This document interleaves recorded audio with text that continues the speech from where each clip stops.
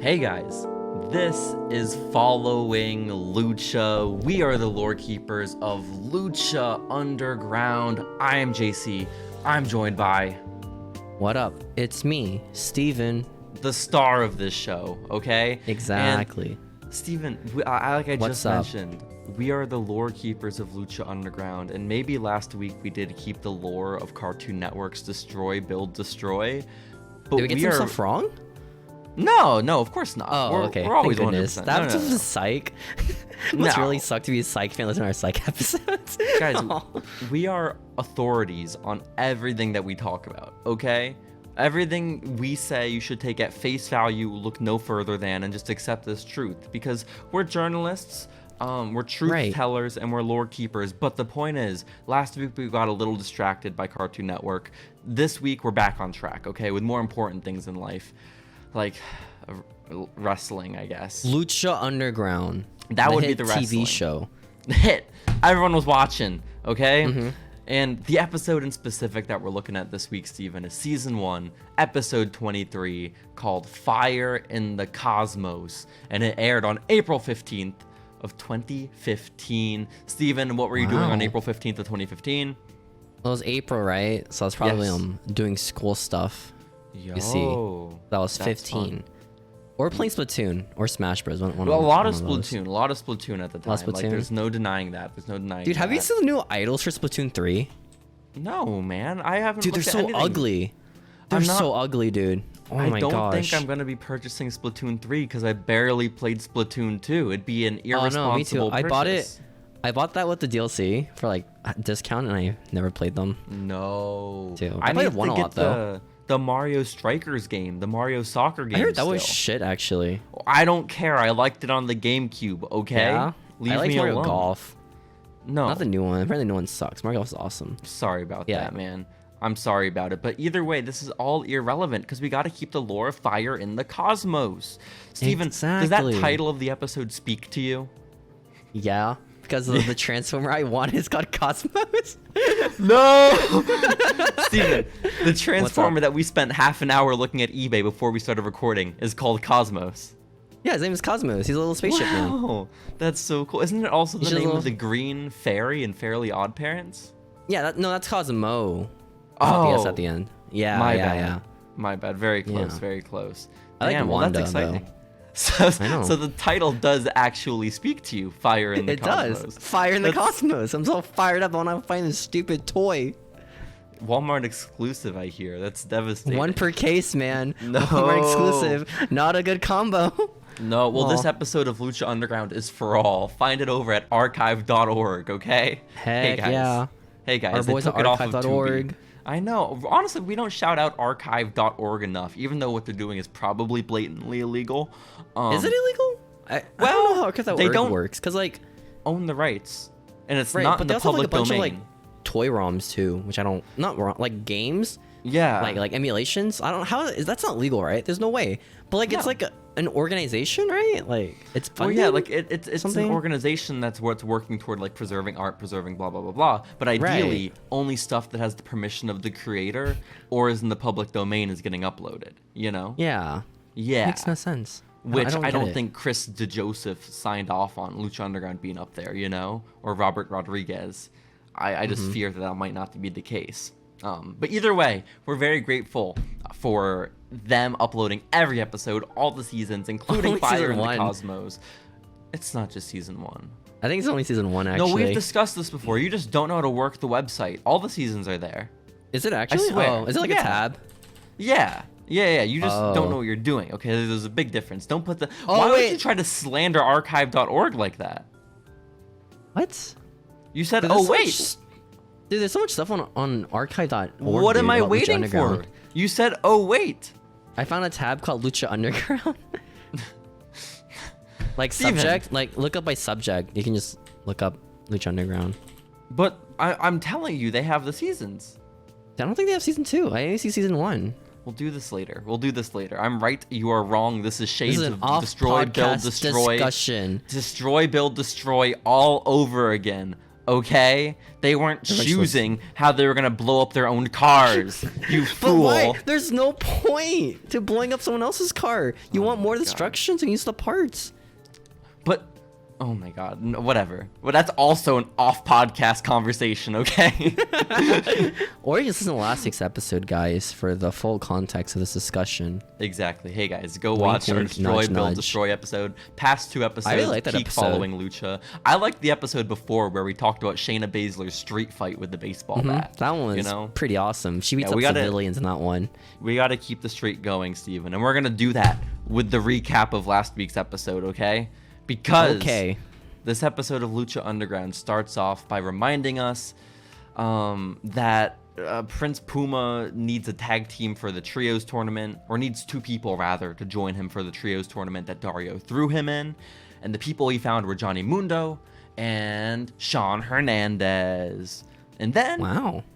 Prince Puma beat King Cuerno to retain his championship, but he was very upset at Hernandez because he interfered in the match, which is just You can't despicable. cheat like that, dude. No, it's It's immoral, messed man. up. It really is. Puma's a better man than that. He only beats up the homeless, okay? Exactly. Exactly. And then the other part of the recap, this was a very brief one, is that Drago and Aerostar are, of course, still locked into their fucking 5-month-long feud where they have to beat each other gosh. 5 times. Dude, this went on my so long, dude. And But like finally. I haven't liked any of their matches yet. No, that's so sad. Their first match was very good. Their first match was Yeah, very but good. then The you see second it match was again, decent. And you see it Okay. again, you know? No, it's fair. It's like the same. It's fair. It's like it's like on the Avengers movies, you know, it's just the same thing over and over again. It's like, oh, Why kinda would tired you compare them? Why at would that you point. compare them? I think we should be grateful for all these matches we're getting, Steven, because they're tied 2-2. The winner of the next Yo. match, tonight's main event, will earn a unique opportunity. So this is the exciting intro we have in the Fire in the Cosmos, Steven. And Right. we go straight from that to a shot of the rooftop of the Lucha Underground Temple. And oh my there's gosh. Aerostar, our resident He's looking at the spaceman. He's looking at the stars like, oh man, I can go back home now, guys. This is awesome. Yeah, why was he be considering going home? He's killing it, man. He's too. He's too. like he won 2 matches his entire career Lucha Underground, man. That's pretty good. That's better than a Against lot of people. Drago. Yo, not everyone can claim they beat Drago. Just the vast majority of the locker Cuerno. room. Okay, well, it's tough, man. Yeah, I can beat Dolph Ziggler, man. You know. Well, Aerostar is there. He's looking at the stars. He's reminiscing. He's thinking about going home, I guess. And then up from behind comes Dario Cueto. He's on the rooftop. And he says, and he pushes him off. And it was scary. no, that does not happen. You're thinking of Money in the Bank 2020 when Rey Mysterio fell off the rooftop of Titan Towers. It's a common mistake. Dude, that guy survives death so much, dude. Yo, I don't know good how for he does him. it. Good for for Rey. him. But Dario asks an important question to Aerostar. He says, Aerostar, what motivates you? The stars? Which I don't know what this is. Is he antagonizing Aerostar, or I is he like? think he wants to know more about this character, right? Called Aerostar. Like, hey, what's your origin, man? I hired you, right? Like, you're contracted by me. I Yes. think. I don't know if that's canon or not. He could just be like doing it for the fun of it, without Maybe. pay. And he's like, Aerostar, why do you exist? And Aerostar just cannot talk, so he doesn't say anything. Well, again, I think he suffers from the problem of not speaking American English, which is a common theme in this Like, temple, ¿qué? unfortunately. Yeah, Spanish is the native tongue of the cosmos, of course. It's alien, man. All aliens speak. Wait, I can't say that. No. Oh no, Steven. I didn't mean to sound like that. How dare you? No. But basically, Dario says, I don't know what motivates you, but I know what motivates Drago is the underground. And which is cool. Ooh. You know, that's Of scary. what? I don't know, man. I wasn't there. I'm just recounting what Dario said. We're keeping Right. the lore, okay? It's not our job to get into their psyche. And then he says, be careful, Aerostar, if you wish upon a star. Which is, okay. Cool. What a great It's fucking segment. cheesy. I like this. I mean, I can't be upset at anything Dario's a part of. It can be the cheesiest Dude, shit, and I this will whole love it. segment was fucking dark. Like, yo, Aerostar, why do you exist? Yeah, He just man. cannot talk. Explain He just yourself. can't reply. And He doesn't it's speak really English. sad. This is devastating. But then we cut inside the temple, Steven. Okay, it's an exciting night. We have to get off the rooftop. And guess who is playing for the masses? I don't know. I don't get their names. What It's was their names? Sergio Arua, obviously. Yo, that guy's probably really famous. Do should you book think him. Sergio Arua is a guy? I assume that was the name of the band. But Oh. it probably makes sense it's the name of the guy. What if it's like one of those Potentially. bands where it's named the guy? Like Dave But Matthews. it's multiple people. Yeah. Oh my gosh. Oh my gosh. Like Louis Del Mar. You're so right, Steven. Or Panic But- at the Disco, where it's the Just band like name it. for one guy. Exactly. And Vampiro is such a big fan of the Sergio Arua band, and it's just it's such an exciting time as we're led into our first match of the night. We're starting out the gates quick, Steven. Well, a And banger, dude. It's a banger. It's another qualifying gosh. match for the trios title match that'll Is be it taking place qualifying or next week. part of the tournament? Well, the tournament has one round, so make of that what you Oh. will. Okay. Okay. And so this first round match in the 1-round tournament is King Cuerno, Tejano, and Cage. You know, the team we saw accompanying King Cuerno to The his heels, title match. the bad guys. That I mean, it's all subjective, but you're right. Versus the Lucha champion, Prince Puma, and his partners, who we already discussed, Johnny Mundo and Hernandez. And Yo. the winner will move on to have a chance at the trios titles. So, did you notice how the bad guys, quote unquote, didn't have any entrance music? Because this feels highly rigged. You know, it just does not feel right. In a show with you say post-production. You say it's rigged, but then like King Cuerno just gets buried by Hernandez in the first like minute of the match. Yo, Hernandez, they make Hernandez seem like a Oh my wrestling God. god in this match, Dude, okay? Hernandez like destroying the entire match. Like the dude has like a Yo. wife beater on, dude. Isn't that cool? You This know? is insane. No, like legitimately, Steven, I was again 15 when I first watched Lucha Underground. We don't talk about this enough, but this is your first time watching all of it, right? Uh-huh. But for me, I was young, I was impressionable, and I watched this run of Hernandez and Lucha, and I thought, Man. oh my god, this guy must be a wrestling legend. Hernandez is awesome, guys. Oh my gosh. I didn't realize his experience was limited to a brief run in TNA. You know, I didn't realize that was the extent of it. Man, But he's probably so big in WCW, man. Crazy. legitimately, you know, this is the thinking. And but because he's treated so well, he's made like a big deal this first match, because this is his first match in Lucha Underground. He's killing fools, Steven, okay? He's getting He looks just like an Big incredible Rick in this treatment. match, which is weird because like he's smaller than like Brian Cage, like mass wise. You think Probably Hernandez taller, is though. smaller? Hernandez is way taller, yeah. Like muscle yeah. definition, because it's the Brian Cage, I feel like, but like height, probably Yeah. Hernandez. Either way, Hernandez is a big boy, and he's doing some like He athletic is. shit. Okay, it's great. It's like He does Sting. flips. It's awesome, dude. Hernandez It's like is Sting, the but Sting. good. Exactly. Sting has You been know? honestly very good. Okay, his guys. I sound like a doofus right now, but his match with Darby versus the Men of the Year at that one pay-per-view was sick as hell. Do you know what I'm even talking about or no? I don't watch pay-per-views, man. God damn it, Steven. God damn it. It was very good. But basically, I know like that Hernandez one where he is just dropped Sting. on a table, right? Like a bunch of tables. Was that the match? I There don't was like know. a bunch of tables and Sting like fell through them on a guy. Maybe. I have no idea, Steven. But I do know that 15-year-old me thought Hernandez was a legend and thought Sting wasn't jack shit, okay? I thought Sting was the lamest asshole Sting ever. was overrated, guys. Like, come on. Surfer Sting, man? That's so lame, dude. Messed up. Now, Joker Sting, that's pretty awesome, man. Okay? It was pretty awesome. It was pretty Pretty awesome. sick. What else is pretty sick and pretty awesome, Steven, is that front Mm-hmm. row during this entire match is just Sean Davari in sunglasses and drinking champagne. I was so confused by that because, like, it cuts to Sean Davari just drinking his champagne, right? And then Matt Striker's like, the crowd is watching like that guy. Oh, did he not call him Davari? He never said his name. No. Did you Where he recognize was. him? Yeah, I recognized him. Okay, But, okay, that's good. 'cause Why I do you think we've shown him recognize before in Sean the Davari, but you don't know who Paul Burchill is? Fuck Paul Burchill. No, don't say that. That's so sad. But It's really interesting. They never said out who he was, so it just cuts to the guy just drinking his wine with sunglasses. With sunglasses, of course. It looks pretty important, but like we'll never know who he is. That's devastating. Yeah. Well, Steven, both teams are working very well in this match. Like, honestly, the bad guys, the Cuerno, Tejano, and Cage is like a good team. I don't know. It shouldn't be. It's pretty like sick. by any standards, but they were pretty sick. I mean, they were. this match was a bunch of spots, right? I assume I watched in like 1.25 speed. So Yo, to me, it was a let's bunch go. of spots. I was rocking else. that 1.75 speed, so don't even worry about oh it, my okay? gosh, you sped ran it, dude. Why? Let's go. It's like playing fucking 2K, dude. You just watched like a video game at that point.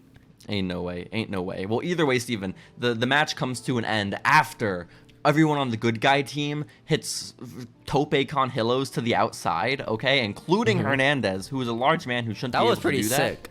It was badass. But then the bad guys get back in control because Cage kicks out of the sick-ass combo from Prince Puma. And then they... Exactly. It was and like I a think 450, right?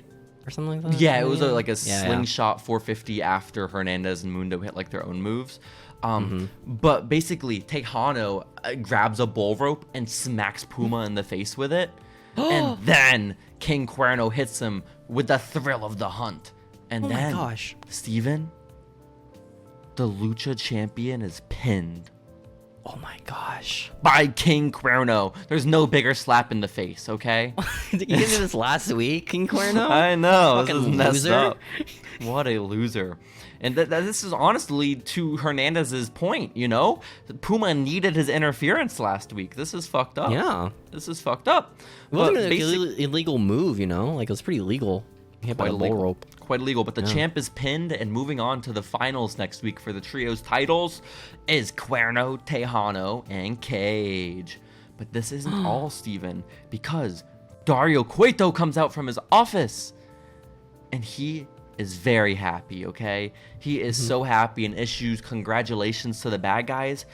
But he says that he's so excited by this match. He's so excited about the championship next week. He wants more. He wants a further taste of that title match. And so to do that, he's going to have one member from every trio that qualified for the final match to fight in a triple threat here tonight, okay? Yo, poor Yo. bad guy team. They're like, they just had a match with like 3 other guys. I know. Now they're disadvantaged. This is fucked up. Yeah. This is fucked up. This is clearly rigged and they sent as out well. their best men. And out comes first, Brian Cage is in the ring, right?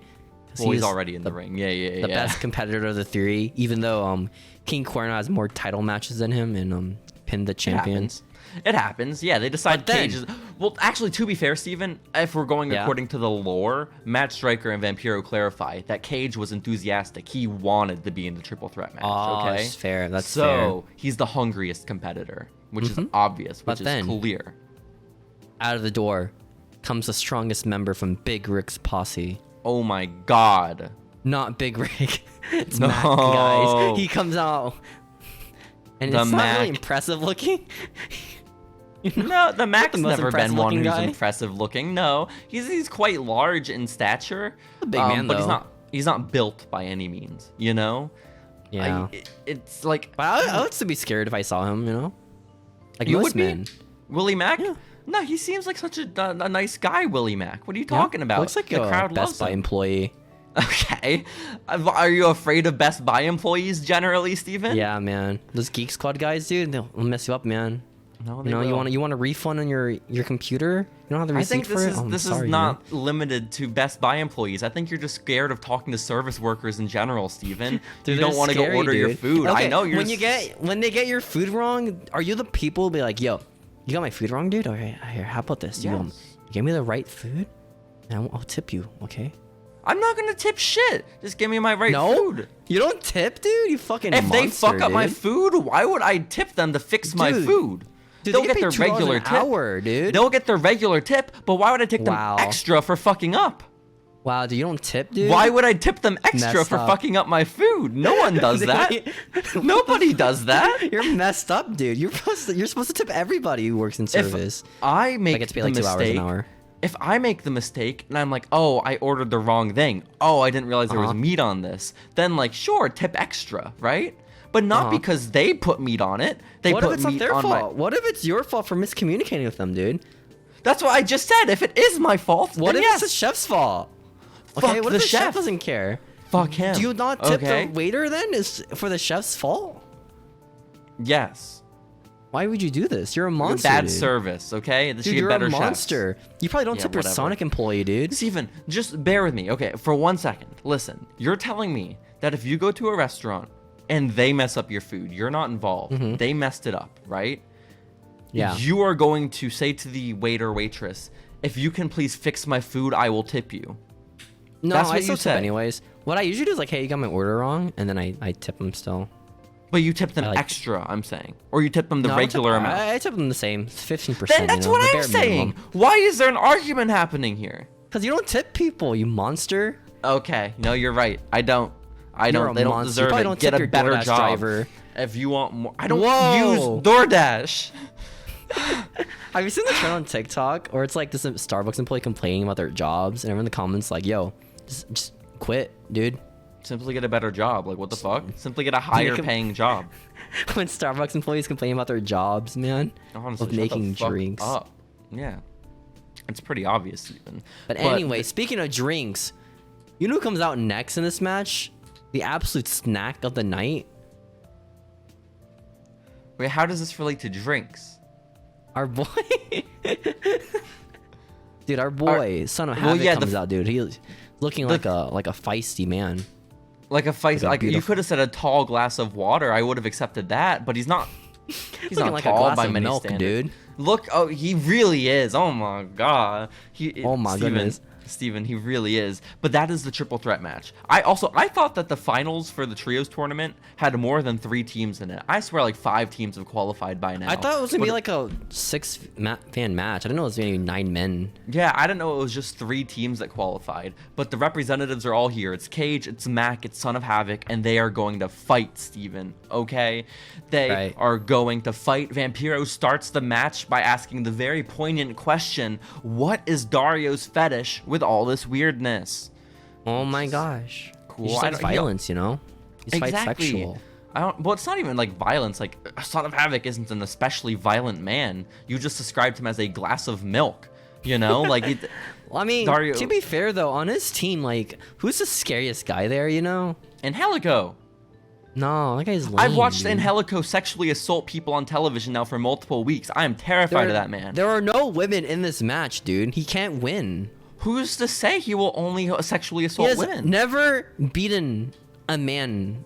That's a lie, actually. I think he beat like Son of Havoc once. He beat Son of Havoc is the thing. So it really goes against your case here. But Son of Havoc's cool. You know, he's the fan favorite in this match. He doesn't beat women, you know? Like, good for him. That we know of. And the Willie Mack, this is his first singles match in the Temple, Steven, you know? He fought in the trios match to qualify for the finals next week, but this is his first time fighting on his own, which is an exciting time. And I'm an even bigger fan because this man, Willie Mack, hits the Miz's awesome clothesline in the first 5 minutes. Oh my god. And it looks even more impressive because he's so big. Exactly. It's beautiful is what it is. Awesome, this is dude. Mack's coming out party. He's doing all the Miz's moveset, but also he's very fast. He's very hard hitting. And he's a big boy, you know? Like, he's very impressive. It's just the one thing holding him back is obviously that he's like a little round around the edges, you know? He's a little tough. But hey, most wrestling fans are, you know? Like, we don't judge, man. But the thing that makes us different from Willie Mack is that he is not a fan. He's a wrestler. You know? Some wrestlers are around, you know? There's nothing wrong about that. No, you're right. I can name one off the top of my head, you know? Ricochet. Go for it. You're saying Ricochet's round? His head, dude. Okay. Oh. His head. Oh, my bad. Ricochet is like the antithesis of Willie Mack, Steven. Okay? Ricochet's gosh, so you're not tiny, wrong. but has the most impressive build. And the Mack he's is so bald. large, but has the most unimpressive. Oh my god, you're right. The hair, too. And then Mack has, like, nice hair, you know? And charisma. We don't see it for a while, but Mack is very good on the microphone, and the crowd loves him. What? This is devastating. Yeah, man. A wrestler being good on the mic? Who would have seen it? That's Who would've crazy, thought dude. it? But Steven, we have to pay attention to the 2 most important people on the mic, okay? Because Matt Stryker says, quote, "The PCP eyes of the Mack tell the story." What does that mean? I don't know what the fuck that means, but I appreciated What does that Vampiro's stand for? follow-up, his response when he says, you said PCP. What does that mean?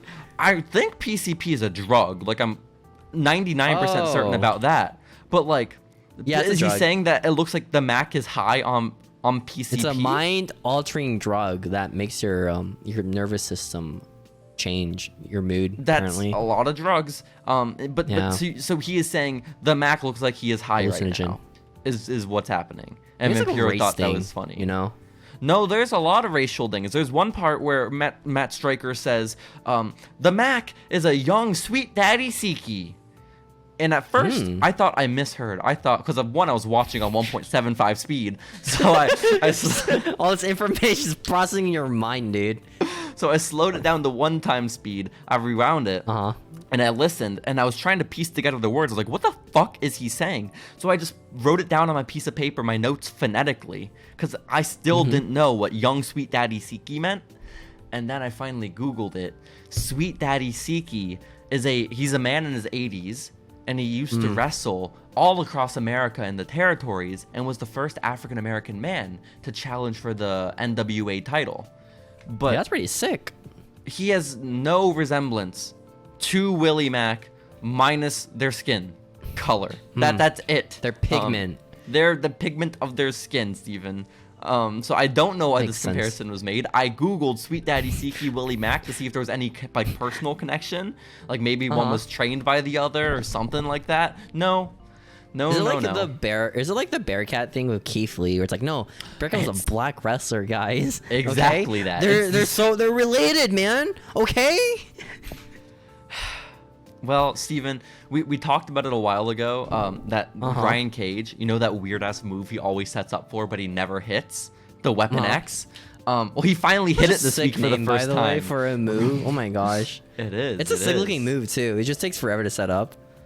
But, like... And he wins with it, right? He does. He beats Son of Havoc with crazy. it. Which means Cage just fought in 2 matches in a row and won both of them. Fuck Son of Havoc and fuck wrestler on the show. It's clear. It's pretty obvious. Yeah. I mean, his opponents are Mack and Son of Havoc, you know? It's like... That's true. Well, Son of He's Havoc, impressive looking. Son of Havoc's good, I think. He can do flips. He's won like 1 match and ever. Well, okay. It would have been a little unfortunate if Son of Havoc like rolled up Cage for the win, you know? I can't I would have loved that, dude. You would have? The crowd loves him, you know? The crowd's like all over not Mack. They're all over Son of Havoc. They're all over the Mack. He comes to the ring and they can't keep their hands off of him, man. This guy looks awesome, dude. Oh my god, that tall glass of milk. There's... Steven, what was that? Why did you call Son of Havoc a tall glass of milk? That's... You don't like milk? Doesn't mean anything, man. It doesn't mean a goddamn thing. But watch it mean like something really bad, and if I look it up, that'd be so unfortunate. Sad. You're using it very intentionally. Now you're playing dumb. This is so messed up. But Steve, oh my gosh, what that could match it mean? is over, and we go to another segment. Okay, before we had Dario Cueto having his weird ass conversation with Aerostar, and now we have him having a weird ass conversation with Drago, because. What? And he puts his Dario- like little tongue mask on and it's sick. He does. Or takes it off, actually. He takes off his tongue mask, does Drago, and Dario says, "You impressed me, but Aerostar, he might kill you tonight, but we will see." He might murder you, dude. Yeah. Okay. I mean, that's essentially what he says. He says, "Aerostar may slay you tonight," which is, I don't know why they did this. Why is Dario so invested in this feud? Like, I know he's awarding a unique He's the one who opportunity. booked it, you know? I guess, but I don't think he cares. He just wanted to fill up the next month of television. I didn't give a shit about who actually won. It's like that Sheamus and Cesaro match feud that was like 7 matches long. Oh my god, the one that Mick Foley made a thing? I hated that shit, man. All these things suck. Don't do best of 5 series matches ever, unless it's. What about I think they Seth did it with versus like. Cody? That was like a best of 3. I'm okay with it. 3 matches. I'm okay with it. I mean, it was a clean sweep, you know? It was. That's why I'm okay with it. As long as someone's being buried, a-okay. You know, like Sami Zayn and Braun Strowman. Sami Zayn, best of 3. Yeah, precisely. But Steven, We're backstage. Dario's just really discouraging, really doing a number on the mental health of Drago here. Okay, and then Dario leaves the room, and just black ooze pours out of Drago's mouth. Cooming, dude, it was crazy. He really does. It's disgusting. Was it his tongue or like was it just his ooze? It didn't look as thick as his tongue. I think it was just black ooze emerged from his mouth. No. Which it happens to me when I'm sad too. Whenever my boss yells at me, the same thing happens, Steven. But we go from that to we're not ready for the main event quite yet. We're not ready for Drago versus Aerostar. Instead, we cut to Pentagon Jr., who's in the middle of the ring. Oh my gosh. He has been breaking people's arms, Steven. He has been dropping people on their heads, and he has been beating up Sexy Star for weeks on end, but he is here alone. And Melissa Santos, the ring announcer, gets on the microphone, and she says, Pentagon Jr. would like to dedicate this next sacrifice to his master. And then but there's no one in the ring. Like, there's no opponent for Pentagon, is there? Who could he beat up? You know? Is someone gonna walk out? I don't know. Well, Melissa gets out of the ring, and then Pentagon runs after her, grabs the ring announcer by her hair, and drags her to the middle of the ring, and starts... does he ever beat her up?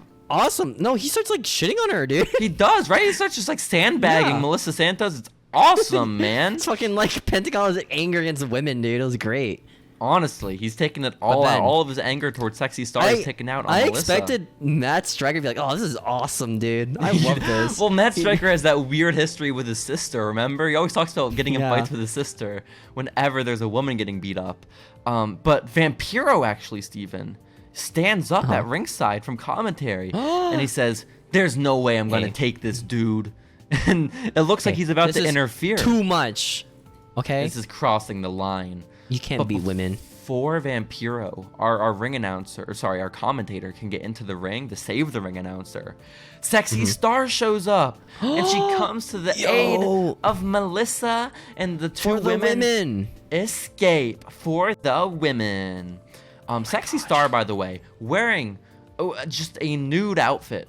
It's her skin tone is her outfit. It is very weird. And Charlotte Flair, like 7 years later, will don gear very similar. And I don't understand the choice. It's not flattering, I don't think. That's not what we're here to talk about, though. No? We're here to talk about Pentagon. No. If we're going to talk about how flattering gear is on women, we got to talk about how flattering it is on men, okay? And I think Pentagon Jr.'s gear is very flattering for him because it hides his tummy, you know? I mean, not really, but... What do you mean? It works. You don't think it looks cool with his little padded tummy? I like what Kevin Owen does where he's like tucks his tummy out on purpose. I think it's pretty sick. No, I like the fake abs on Pentagon's gear. I think it really helps. I like the fake abs on Sami Zayn where he shaves them in his tummy. Wait, there's no way he does that. yeah, like Sami Zayn, I think back in like NXT, he would like shave like his belly hair to be abs. Not like, even insane conspiracy theory Sami Zayn. You mean no, like NXT Sami Zayn. It was unironic happy boy Sami Zayn. Yeah. Have you ever seen this? Evidently not. No. Oh my gosh. That's so fun. It's a thing to look at. Yeah. I'll have to look at his make-believe abs, Steven. But Pentagon does not need to make believe with his hair. He makes believe with his outfit, and unfortunately he has the woman he's beating up snatched away from him. Which is just horrible news. Unfortunate. Really unfortunate.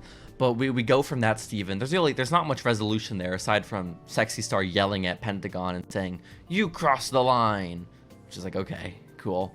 But then Dario Cueto... You crossed the line too much. I can get with you beating women, but not this woman, okay? Not this woman. She's too pretty for you to beat her up. That's what she said.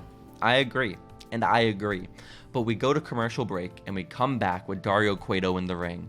And he is here to actually do the ring announcing because Melissa Santos would just beat the shit out of. Which is cool. And so Dario says, this next match is for my unique opportunity. Very exciting, Steven. We know what it is. We know it is time. As Dario introduces Drago and Aerostar, the final of their best of 5 series, each man at 2 wins apiece. Who is walking away the victor? And with that unique opportunity, Dario has put on a silver platter. Steven? Who could do it? Did you even watch this match? Dude, this match was really fast. A lot of spots in it. It was very fast paced. There was this one part where like what's his name again? Drago does like a flip move. I think it's like a DDT, and then like he lands in a way where he just kicks the balls of Aerostar. Oh no. That's insane looking, so dude. Sad. This is so sad. My only real takeaway is the fact that like I was expecting something very special for the last match, and nothing really lived up to the first match. You know, it was all just kind of lesser versions. I mean, that. I feel like if we saw this match first, you probably would have felt the same. You know? Maybe, but there's something to that. Like because it's happened 4 times. You should have upped the ante. You know, this can't be as good as the first match. Extreme Rules. They did make it Extreme Rules. That's fair, and they did have like tables and shit. But like I don't. Dude, the way that Aerostar landed on the table, by the way, he like it looked like he fucked up his wrist because he landed on his wrist, dude. It was scary. Not break his hands, little dude. Wrist. That's devastating. Shooting on the table is scary. Aerostar has a tendency of doing that when he gets scared or upset during a match, you know? He's shooting on people. He does, like he does. But Sean Davari, by the way, is still there at ringside for this match, too. We still don't know who he is, you know? They never said who he was. Did they still not say his name here? They just cut him. That's devastating. That's devastating. Vampiro at one point says, yo, this match is just like a soccer game. Which he says it in different terms than that, but that's the point of what he's saying. And then that's crazy, Matt Striker proceeds from that moment that Vampiro compares the match to soccer to then compare the match to baseball with like 5 different like analogies and metaphors in a row. Well, I assume it's because Matt doesn't watch like soccer and then Vampiro doesn't watch baseball. Maybe, but if Vamp was like, hey, this is like soccer, Matt Striker could have just not referenced baseball. You know, just let Vamp have it. You know, we not bury the guy. No, man, we didn't need to do that. Matt Striker, I used to think he was good at commentary. I'm realizing now he is not. He just I don't think anyone's ever said he's good on commentary. I really thought he was like the best, but now in my older age, Steven, I'm realizing it's just references to the Bible and baseball. That is all Matt Striker's commentary. Those are 2 things he loves, you know. I know, good for him. Christianity and baseball. A passionate guy. He's a passionate guy, which is, I guess, for the best. But we still gotta watch his Christian dating show, Steven. That's true. We gotta let the wheel of fate decide that for us, man. We do. Well, either way, this match, the best of 5 series, ends with a roll up. It's at least Drago's signature roll up. It's his Dragon Layers pin. That looks pretty cool, but it's still a flash pin. And Drago wins with it. 1, 2, 3. Yay! And the crowd goes mild. I think. Maybe. I don't know. I don't hear the crowd. They seemed to be okay with the match. They didn't hate it. They cheered, you know? Things were getting a little bit tense in this best of 5 series, Steven. You know, they weren't really shaking hands. They were butting heads, all this kind of stuff the most recent couple of weeks. But this time, Drago lifted up Aerostar after the match. He raised Aerostar's arm. They shook hands and they hugged. What a beautiful showing. And then nothing happened after. Well, you're a liar. You hear. Oh my god, you're so good at it. It is. Out comes our boy Dario, dude. He's like, hey, homies, okay? Well, I want want opportunity, guys. I want to butt in here, Steven. Did the sound even play? Because Dario wasn't even in his office. Dario watched this whole match from ringside. I don't think the sound actually played at all. No. I wish it did. Yeah, because this is the first match Dario's watched like the entire thing of. Okay, this is ringside. Yeah, from outside his office. Do you think he's just like in his like office there during all the other matches, like, for real? I don't know. I hope so. Is the office even real, or is it just a block? I think it's the real office that's used in all the vignettes. Because like the vignettes like a set. It looks like I thought. Maybe you're probably right, but I'll think in my mind that it's real. Maybe the office like for the TV people like do their TV stuff at. Shoot, that's what I assume. You're probably right. I've probably been worked all this time, Steven. Fuck. Yeah, you've been worked by TV, dude. Mark, dude. Shit. Bruh, you can't say that. The hard M, dude. I got worked is where I will leave it. I apologize. But Dario's there in the ring and he's like, I promised the winner of this match a unique opportunity. And so now it's time. He has to give Drago the unique opportunity he's earned. He's going to reveal what it is. Dario says, I'm going to give you, Drago, the biggest prize that I can offer. And that is a title shot at Prince Puma's Lucha Underground Championship. Yo, who would have thought? I thought he was gonna get murdered. Ain't no way. I thought it was murder on the spot, you know? I thought that's what it was. Just beheading, decapitation right there in the middle of the ring. But no, he's going to get the fight for the title. But Dario says not so fast. My unique opportunities, they aren't all good, right? They're double-edged swords, Steven. That's the whole thing. Yeah. And the other edge to this sword is that if Drago loses his title match against Prince Puma... Except when it's Cuerno or Brian Cage, where there's no repercussion for losing. Then, yeah, a little bit. But for this match specifically, if Drago loses it, he will be banned from the temple forever. What? No way. And that's how the episode ends. Gosh. That's so sad. What will the Dragon Man do if he can't fight in the shady little temple in Boyle Heights? What purpose will he find in his life otherwise? Their roster is so small, and they're just trying to shrink at this point. I know. You know? What the hell? Like, they have this tournament because they don't have enough people to, like, go for the titles. Like, all right, we got to make 3 titles now. Let's just make a trios team. Oh, the trios belt? Yeah. We're out of guys, man. Let's just make them all fight each other now. It's like, oh, now I got to lower even more. But the thing is, again, I can't stress this enough. Where the fuck is the crew? These titles are made for those men. Where are they? I have not seen them in months. It's like the AEW one. Where's FT? Because I am going to take for that, man. Every opportunity I can to put the crew in the thumbnails of our YouTube videos, okay? And I haven't been able to do it in so long. They haven't appeared in like weeks, dude. They could have jobbed out to like anybody else, you know? Like, come on. They could have jumped out to like Helicone boys, you know? Yeah, and boys, you're so right. We had to have the team of Sexy Star, Phoenix, and Superfly, Steven. That was the team that we got. Okay. Was it even?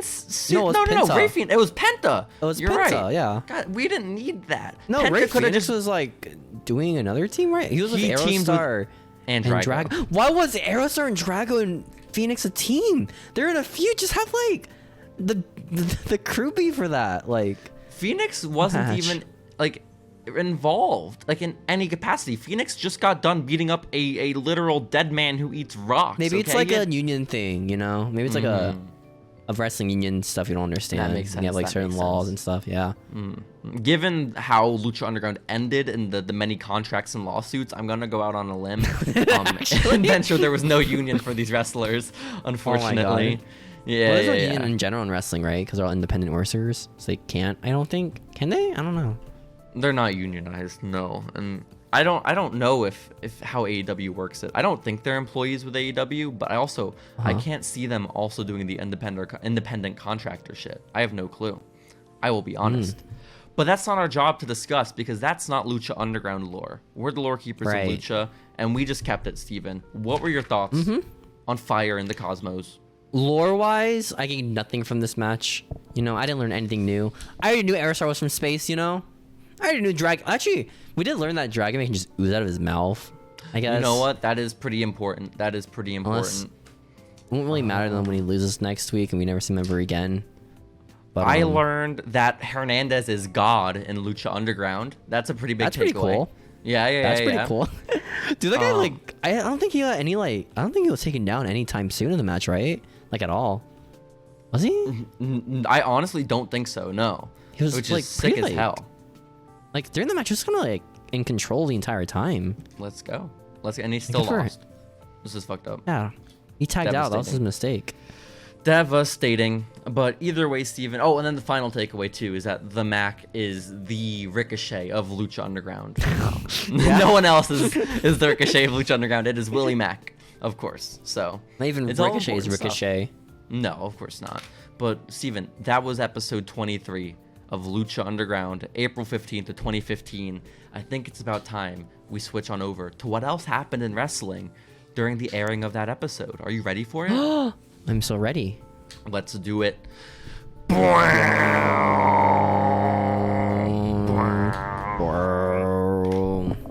Hey. Hey, Steven, I love that in recent weeks, as the podcast goes on longer and longer, we're almost at 30 episodes, our browns get progressively longer as well. To a point where enthusiastic too. They do a little bit, but they go past the length of our soundbite. And so, like, it cuts to us still, like, browing with, like, instead of, like, the black screen that it usually is. Why don't it just fade? Really messed up. What do you mean? Fade the audio. Just fade the audio. No, man. I like it. No? I like us still mid-brow when we pop back up on the screen. I think it adds a lot to the podcast. That's character, guys. We're not professional, okay? It's not a mistake. It was intentional. And most of the time it's you browing because you have the Discord delay. So it's really lovely all around. It was sick and epic, and it makes us funnier. Really does. We're so fucking funny. Not enough people talk about it, okay? We're hilarious, guys. We put funny edits on the screen, guys. We put memes over our faces. It's awesome. You ever seen our TikTok? We're funny, okay? Funny, guys, okay? Yeah, so funny. Well, Steven, we got to talk about April 15th of 2015. You ready to do that? Because. No. Okay, well. Okay, now what do you want to talk about instead? Okay. You're just sending me mixed signals, man. It's confusing. Sorry, I manipulated you. I'm a male manipulator. WWE. I know you are. They announced. World Wrestling Entertainment, Steven. They announced that next year in 2016, SmackDown is going to be moving to the USA Network. What? Oh my gosh. Big. This is unbelievable. This was actually big news at the time. SmackDown being good. It really, well, not yet. We still got a year to go. This was just the announcement that it will happen, the change. Well, because, like, Sci-Fi is pretty much like a lame channel to, like, be on, you know? Yeah, I don't even know if they were on Sci-Fi. They were on a couple different channels for a while. They were on the CW for a bit, I remembered. Mm-hmm. Yeah.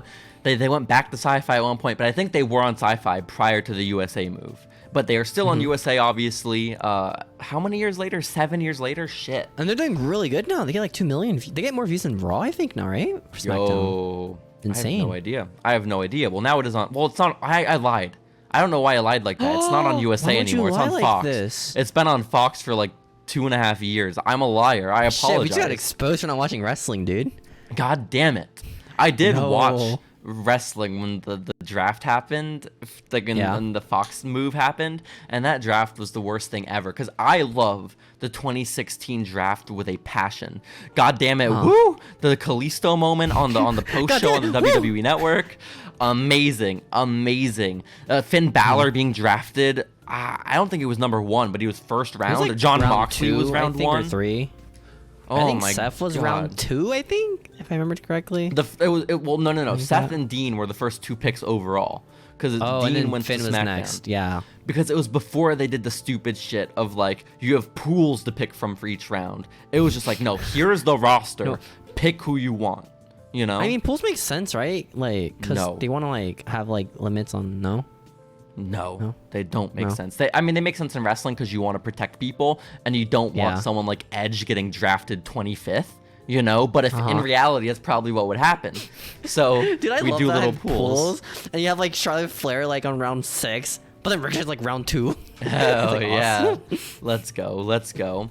But I love that 2016 draft so much. I'm looking forward to it, Steven, when we get there in the entire thing. We will go through all of it. I'm pumped. Like, why they do this, guys? Yo. Why they do? I'd rather eat poop off a barrel on the street, guys, and watch this. That's what we could do. Yeah, we should say that. We should say those exact words. I think Apollo Crews won a tournament that episode, which is what tournament? What tournament did he win? To qualify for, or maybe not a tournament. Maybe it was a battle royal. Tournament? No. He won a match. I think a battle royal. He won. I think. And it got him a shot at the Intercontinental title that he lost. Did he win? No. Oh. Yeah. That must really suck, dude. I just have this memory because I think that was like Apollo's debut, and I was like, oh my gosh, they're doing stuff with him. But it was very short-lived, and now. Well, they pushed him to the main event, or not main event. They pushed him to like the main roster after like 4 months of wrestling on NXT. It was quick. It was really quick, yeah. He and Andrade, I feel. Well, no, Andrade was there a little bit longer. I think they debuted around the same time, though. I think Andrade became the NXT champion. Maybe. But we have a lot of NXT news, even, from this week in 2015. Like, a shit ton, okay? Because, first off, Ross and Marshall Von Erich got tryouts at the Performance Center for NXT. Didn't make it in, so that's Didn't cool. go well. No, they're still wrestling for Major League Wrestling in the year of our Lord 2022, which is a little sad. Which has to be tough when you are like direct descendants. You are the sons of a legendary wrestling family that is big enough to have their own movie starring who? What's it? Who's Chris Hemsworth, right? I think. I thought he was Hulk Hogan. Oh fuck, he is Hulk Hogan. Shit. Is Shit. it Zac Efron? I think it's Zac Zac Efron. Efron. Zac Efron is yeah, Kevin Zac Von Efron. Erich. Yeah. So when you got a family that big, you know. How is Chris Hemsworth gonna play Hulk Hogan? They look nothing alike. Oh, are they still doing that movie? Oh, it's the Vince one, the Vince biopic. That's the one that fell through. They scrapped that the Netflix one, right? Cause yeah. A little unfortunate. But Steven, reasons. what are your thoughts on Ross and Marshall Von Erich? Dude, I seen like none of their matches, dude. I think they're Neither have pretty I. good, right? Yeah, I know they're pretty good. Honestly, I This is saw when we get them. called out on. Like that one, who's that one guy, Warner or whatever on AEW? He's like, you guys don't know Warner, guys? I He's know so Mance cool. Warner. Mance Warner is cool. You saw him wrestle know him. live at Joey Janela's Spring Break 5 or 6? That's true. I don't know. One of them. Yeah, one of them. I'm making much of an impression on me if I don't remember him. But Ross and Marshall Von Erich, Steven, okay? I saw them in one episode of Dark Side of the Ring, the one all about the Von Erich family, and they're naked Right. wrestling in front of their dad in Hawaii. It was awesome. Okay? That's sick, dude. Yeah, man. Good for them. And I was man. like, oh my gosh, sweet little boys. They're probably like, what, like 18, 19, you know, still living at home. about wrestling to leave naked at that age? Well, no, they're like in underwear. Oh, okay. Yeah. I mean, so is wrestling in general. Yeah, I don't judge, man. It's Hawaii. I don't know what they do over there. Dude, And Hawaiians are weird, apparently. I heard some weird things about Hawaiians, man. what have you heard? That they pick up like dead animal carcasses on school No, buses. That's so what Michael sad. Reese said on an interview I watched. That's Or like so back messed then as a up. kid, he would like pick up dead fish at like gym class, and he was like, huh, "What?" Just have fun with it. weird. What's he do with the dead fish, man? I guess they play at the dead fish, man. I don't know what to tell I mean, you. I get that. I feel like this isn't the Hawaii problem. That's a socially inept and like a psychopathic child. That's more the problem, Steven. Yeah. No, apparently Yeah. the gym coach was bringing his fish that he caught for the day, and just bringing it to class. It's like fun. what? That's very fun. Anyways, that's not wrestling Yeah. related. Well, what is wrestling related about Hawaii is that, you know that dude that Matt Stryker compared Willie Mack to, Sweet Daddy Siki? Is he in the news? Just so happens to be there. No, Is this no, why he got no. brought up on the. Oh. No. This is from when I went through his Wikipedia under his accomplishments. I was like, oh, he was because I saw he was the first black man to challenge for the NWA title. I was wondering if win he it was though, also the right? first. No. But Okay. under his list of championships, it did say NWA World Champion. Hey. But then it said in parentheses, Hawaii version. Which. no. What? What is that? Why was there a Hawaii version of the NWA title? What is Maybe they wanted him to win the world title, but it was blacks. Like, all right, you can win the Hawaii world title. Okay? It wasn't even in Hawaii. It's never been defended in Hawaii. They are in Texas. They are in Houston, and he is That's defending awesome, the dude. Hawaiian NWA title. It Why is makes there a sense. Hawaii title? It's like, why is there a Hawaii world title? Hawaii's not a world. It's a That's a state. good point. You know, it's a very good does that point, man. work? I don't know. It's like I the have not a clue. You know what makes no sense? The Intercontinental title makes no sense because that's like the world, right? Intercontinental. Essentially. Well, So, but like, why is it the level of the U.S. title? It's just like a country. maybe it's just a couple of continents that it's talking about. But then you have like a world title. Well, not anymore. Now it's like the Universal World title, Well, right? it's the WWE Universal World Heavyweight Championship, okay? the UU Championship. Exactly. So just get it Yeah. right, okay? Just get it right. I liked when it looked like the Fiend's face for a while. That was my favorite iteration of the belt. You Buy know? that belt. I saw a TikTok of a guy with the belt. It cost him like $1,000 apparently. I saw it too. The dude had two of them. Two Fiend belts on TikTok. Good for Imagine just him. going to your room and seeing the Fiend's face just staring at you. Like, oh, that's awesome, dude. Yeah, man. Yeah. Watch you jack off and sleep. That's great. The older I get, Steven, when I was younger, I thought to myself, I am definitely going to be like an adult who collects action figures and has like a lot of money spent on like collectibles, all this kind of stuff. But the older I get, and I'm really ashamed of it, I become more and more disinterested in collecting anything, you know? Wow. Like I don't want action figures. And I don't want I'm at plastic in my room. Well, like, I don't, man. And it's not even for the optics. I'm not worried about what other people will think. Do you know how long I've had action figures in my room for? You know, the social repercussions are not my Dude, worry. I still have action figures in my room, dude. Good for you, man. And you're killing it, right? I know, yeah. I get compliments about it. Who is the last person that complimented you on your action figures in your room? I think you. You kind of shut on me for It probably was me. I think what I actually complimented you for was the portrait you have of you and your sister over your bed. Do you not have a portrait hilarious. of yourself, dude? That's drawn by some artist? Do you not have that? Not over my bed, man. And not with my sister. A picture, right? Of like some guy. I don't know who this guy was. It might have been something my family has done, right? They drew like a picture of me and my sister as like children. And I don't know why it's in my room. It just kind of is in my room. But it's like, you can have it in your room. It's just so weirdly positioned, man. It's like surrounded by like Marvel posters and like G.I. Joe it's shit. surrounded by like comic books and like my Marvel posters. Yeah, and it's just you and your sister. I I'm thinking it's mean- all over your bed. It's just weird. I think the worst offender I have is like my random horse portrait I have. Because I have like this like long portrait It's a of, like, really nice horses. painting too. It's a massive, 'Cause massive I think painting. I think the story is my dad bought it like before I was born, but then it kind of became my like portrait in my room. Your horse somehow. portrait. So now it's my horse portrait, dude. So and when it's you sick. move out, do you get to take the horse portrait with you? Honestly, I really hope so. It'd be like a nice conversation starter, you know. If they say they no, you could. got to sneak it out of your house, Steven. Just Dude, like it. unironically, I'm looking at it right now. It looks like a really nice like what's it called, like border around it or frame, right? It probably costs over like $300. Oh my god, I'm looking sure. at it. Yeah, it's a nice Yeah. thing. It's a nice thing. Nice, it's nice. But why are we talking about this? What were we talking about? Hawaii? I don't remember. Toys? Something about I'm Hawaii collecting- toys. Oh, the know Fiend how I belt, got there. obviously. Oh yeah, Duh. Silly the us. Fiend title. How did Yeah. we forget?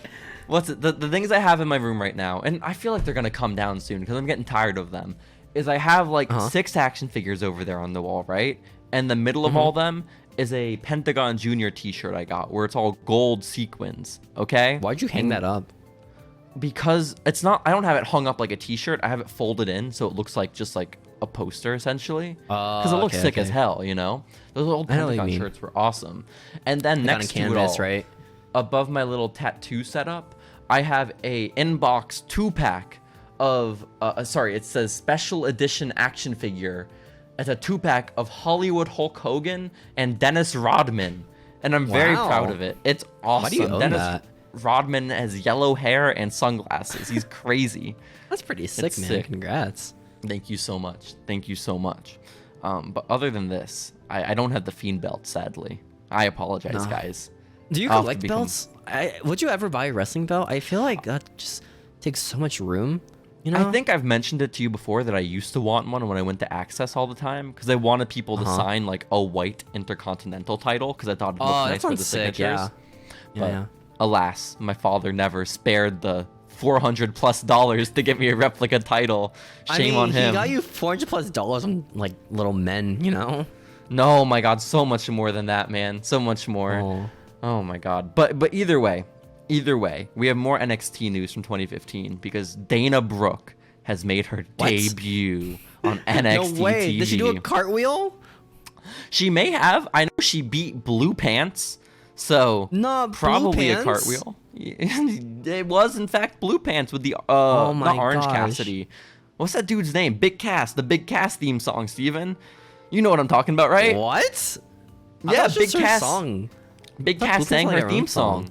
No, What? he sang like the Jeopardy theme song, and that was her. You know what's or The weird Price is about Right. NXT is that they like have like these random one-off wrestlers for a bit, but they get Mm-hmm. like characters, right? And you get connected to them, like you know, like you have like Blue Pants like a was connection towards them. Yeah, 'Cause in they, Madison they're Square on Garden. TV like weekly, right? And then they just get off like immediately after a few weeks. It's like, what was the point of that? This is so sad. Like Leon Ruff, you know? Oh, What was the poor point? Leon. Like, what was the point of like any of Dude these? won the North American title too, didn't he? and he got like fired like a week after he lost it. Just shit canned. That's so sad. Well, he's gone on to do bigger and better things. He's on AEW now, right? I don't think so. Is he? No. Maybe he is. I don't I don't know. I haven't seen him He's on around, Dark. man.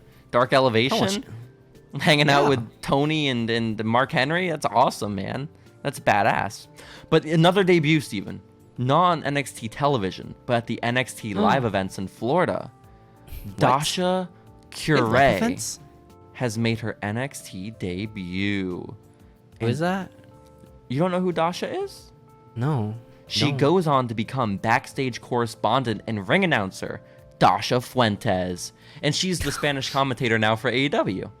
Wow. Yeah, you don't know Dasha? No. She debuted at the same time as Charlie Caruso, who's also gone. God rest her soul. I miss you, Charlie. Come back. Is she the one that didn't show up to work a bunch of times and got fired for that? Did she? Is that her? I don't know. She works for ESPN, so she's got a better gig now. But not the Kathy Kelly. Remember Kathy Kelly tried to move on to better things. But then COVID happened. No. I think Renee Young, right? Or something like that. I don't know what Renee's doing. Renee can have a career anywhere she wants at any time. So I feel like cookbook. She's fine, you know? Renee's okay. I mean, she's married to a millionaire, so she's good for her. Exactly. But also, Steven, not also. Let me stay on this topic because this is important. Because that line of backstage personnel for WWE was top tier. Okay, you brought in Kathy Kelly, Charlie Caruso, Dasha, all at the same time. This is unbelievable. I like Kathy Kelly's TikToks. You know, pretty nice. She travels around the world a lot. That's wonderful. That's really wonderful stuff. But what do you think about? Do you still, even with all of that, know who Dasha is? No. No. Okay. Very cool. Very cool. You've never watched the Spanish feed of AEW? What the fuck? You're so uncultured. There's a Spanish feed for AEW? Yeah, man. Alex Abrahantes and Charlie Caruso do it. And one time they had another commentator, but then he said some really racist shit. He made Asian noises one time, I think. When really something like that. Yeah. And Thunder Rosa was there, and she had to laugh at it or something. It was really awkward. Yeah. Wait, was she encouraging it or No, you could tell she was uncomfortable. Yeah. Haha. And they moved on. Shoot, I don't remember who it was, but it was someone of note, I feel like. But they got taken off real quick, okay? Adrian Neville. It was Adrian Neville on Spanish commentary. He's the one who did it. No. Devastating. But Unfortunate. more NXT news, Steven. Are you ready for it? Yeah, I'm ready. Triple H took to Twitter to announce 11 new recruits to the Performance Center, okay? Are you going to list them all for me? No, because some of them I don't know. But the ones I will list Magic Mike. Who? Who is Magic Mike, Steven? Why would he be on this list? Tell me. I know the movie. Mike? I know Kevin Nash stars in it. From From stripper to wrestler? Come on, okay. man. No, I don't Shawn think he was Michaels one of them. From stripper to wrestler? Yeah, that was his gimmick. From his girly boy stripper. magazines to the big time? No, I get it, Steven. Yeah, but and then he did all the cocaine. I get that too. But listen, either way, the Performance Center, new recruits, including No Way Jose. This is a big deal. I like his TikToks where he complains about not working. We love him. Apollo Crews. Let's go. Sign of good things to come. Song. I made it. Yeah, I made it. You mean you don't like his theme song that was the exact same as American Alpha? And they were on the same version of NXT at the same time. They would have segments back to back with the same theme song. This shit was crazy, man. Get really lazy at one point. So lazy. Legitimately, I think they were remixes of the same track, man. I don't understand it at all. They just sampled the same song. Dude, listen to them back to back. They're the same thing. I mean, Apollo's been in the company for 7 years now. He's doing pretty good for himself, I guess so was Chad. Chad Gable didn't sign at this time, but he's American Alpha. Chad's doing really good right now, actually. Yeah, man. Great, Badass. Two people not doing so well that were signed in this batch, Steven. Jessica McKay and Cassie, whatever her last name is. The Iconics. Billy and Peyton. Dude, fuck them, dude. They killed Wrestling with the Plot, dude. Oh, I really didn't know where that was going. The fuck? This is so sad. The Iconics for this, man. why are they gone? Because they should not be gone. Do you think Triple H will get them back? Because I feel like Triple H should. No. Right? I think why? no one's pregnant, so Who cares? wrestle pregnant, yeah. Yeah, man. Paige's mom. Pull a Maria Kanellis, okay? You go back to WWE with the full intent to debut and then a week later get pregnant and never be seen ever again, okay? You know what's crazy about Maria is that she complains a lot about like not getting used, but it's like, dude, you got hired, got pregnant, and then like we're on like, TV for 2 counseling more months anything? and got pregnant again. Yeah, like And they went to rehab for free. The dude did, right? Not Maria. Yeah, the dude did. Yeah. Yeah, Maria really would jacked never. too. Well, these things happen. Good for him. Good for him. Also on the list, Steven. That's not all the debuts we have in the Performance Center. Right. Also signing. This might be the biggest of all. Aaliyah. Oh my God. Have you seen her old YouTube channel that she has? You sent it to me. That is the most fucked up shit I ever seen in my life, Steven. That Isn't it weird? Cursed. She is. I don't even want to try describing it because I know whatever I say will be very mean. But I love Aaliyah. I have a big crush on Aaliyah. Okay, you know but those videos you make as a kid, right? Where it's like you like playing in the front of the camera. It's kind of like that. But she's with her boyfriend. Boyfriend? No, it's definitely her boyfriend because they're cuddling and shit, man. Oh. Yeah. But like they don't seem like a Interesting. couple, you know? Like well, they're like 10, like our age, you know? no, they were teenagers. Like they were probably like 18 or 15? something, 17. Because they were like the videos you sent Yeah. me. They're really weird, guys. I don't know how to describe them, but they're like vignettes for them in like this wrestling fed. So like, I really don't know how else to describe it. But they're like teenagers in a wrestling fed, and like they're a couple. And it's just really creepy, really strange. But shouts out to Aaliyah. She got signed to the Performance Center. This is huge She likes news. horse riding, dude. Good for She's her. a horse girl. It makes a lot of sense, honestly. She's friends with Liv Morgan. She's a horse girl. Yeah. She lost to Ronda Rousey the other day. No. Been great right now. Speaking of, Remember people shit on her for like looking off screen for a second in a promo? Aaliyah. Because like I think she was doing a promo and she's not really good at promoing, right? But like this one split second she looked away and people started shitting on her for looking at cue cards. No. Oh, that was pretty bad though. It was backstage. I thought you meant like in the ring, but no, I do there's remember. no cue cards in the ring, dude. No. I mean, technically, like a guy screaming at you what to do. Wasn't it like The Rock cue who card. wrote like shit on his arm in Sharpie, or was that Kevin Owens? I feel like one of the Rock. two. That was The Rock. The Rock. Okay, The okay, Miz, good for too. The Rock. Good for the Miz. They're allowed to, you know. I mean, like this is more wrestlers should do it. Ricochet should come out with his entire script written up his arm. he puts the entire pipe bomb on his like arm. He starts like reading it like this from his face. Yo, John Cena, as you lay down there. That'd be sick as hell, man. Damn. Good for Ricochet, man. But this isn't you where the bald? list ends. Why you Also ugly? signed to the Performance Center is Alexander Wolf. Oh my gosh, big get, dude. Big Get goes on to be part of Sanity, goes on to be part of Imperium, and then goes on to have his neck broken by like a Bobby Fish and then get released. He's always like tough. the worst part of every team too. I like him though. He's like it speaks to how good the teams are that he's the worst part. And also he was not the worst part of Sanity. The worst part of Sanity was Eric Young, okay? Like let's be real about this. Who is the You know? leader?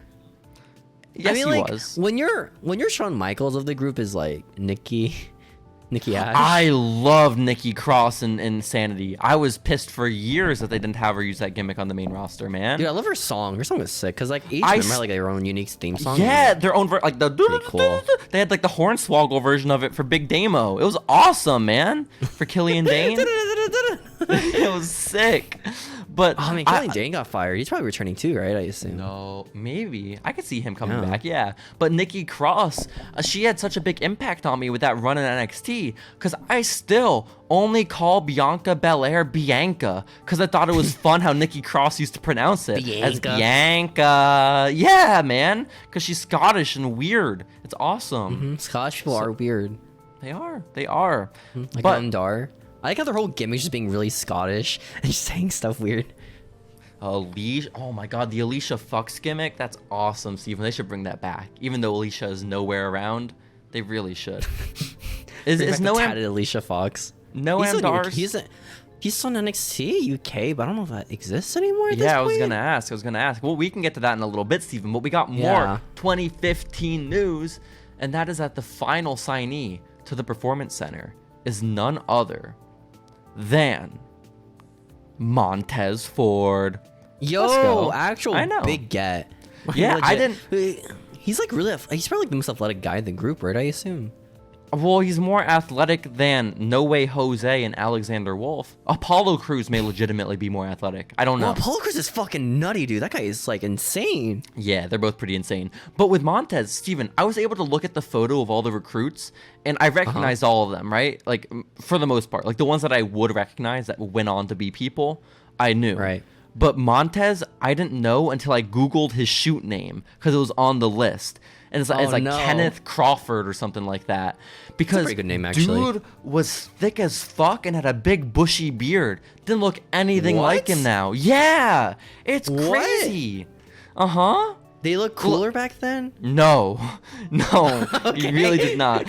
He looks like every NFL player that leaves the NFL and goes to the Performance Center, you know? Like before they get into wrestling shape. That probably is what happened with him, you know? Yeah, you think so? I mean, he is bulking up, isn't he? Isn't he like actually like bulking up now?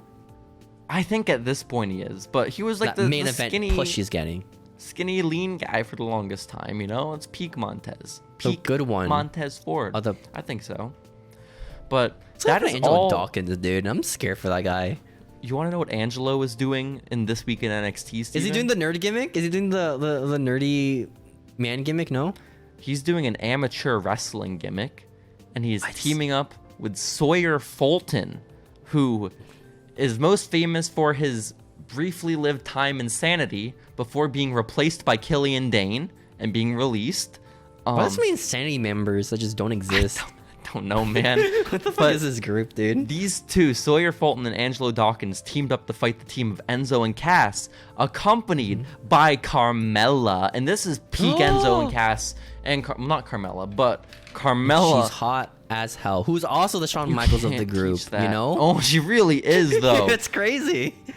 My God, I have to tell you, Steven, this is gonna sound horrible, but one of the like big reasons I started watching NXT every week is I shouldn't say that. I thought Carmella looked really pretty, and I was like, I wanna know who she is. So I started watching NXT because I thought Carmella looked really pretty, and then I was right. You watched Carmella for NXT. But you didn't watch NXT because I said I recommended Tyson Kidd versus Adrian Neville. You monster! We got months to go. I don't start watching NXT until August of this year. We got like another 3-4 months. Dude, me like 2 years ago, like, hey man, you should watch NXT, guys. It's really good. Like Adrian Neville versus Tyson Kidd was fun. Tyson Kidd's a really good wrestler, man.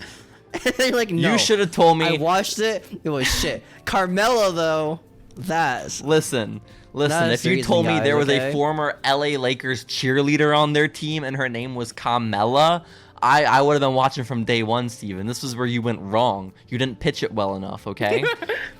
But during this match... I know she existed. Sorry. She didn't exist yet. Well, she was a manager for Enzo and Cass during this match with Angelo Dawkins, and Blake and Murphy come out midway through the match and give Carmella flowers, distracting Enzo and Cass, but then Enzo and Cass just win anyways. Okay? God. Hey. I mean, Wesley Blake? Wesley Blake and Blake Buddy Wesley? Murphy. No, Buddy Wesley Murphy? Blake and Buddy Murphy. This was peak both of Alexa them. Bliss was also the Shawn Michaels of this group? She wasn't with them quite yet, but she really was. Oh my gosh. Shit, man. People say, like, there's no women's division, but, like, is there actually not a women's division? Because, like, it's insane. WWE has such a strong women's division, like an insane People one. who say this are just, like, revolutionists, you know? Because, like, they look at Charlotte, yeah, it's just Charlotte. But no, they had Sasha Banks and Bayley. What do you mean by revolutionist? I don't think I know what that means. Revisionist, that's what I meant. Oh, okay. Yeah. Okay. Yeah. Sorry. That's crazy. The smart water has some caffeine in it, you know? No, I understand. It gets the best of us. I like Charlotte. People say Charlotte's overrated. How do you feel about Ronda Rousey, homegrown NXT talent? Homegrown main roster talent. Dude, that's crazy. Who's that one guy? Is it Chad Gableson? Dude, his run's gonna be like Ronda Rousey's run, where he just doesn't know how to speak on the mic. Are we talking about Chad Gable or Gable Steveson?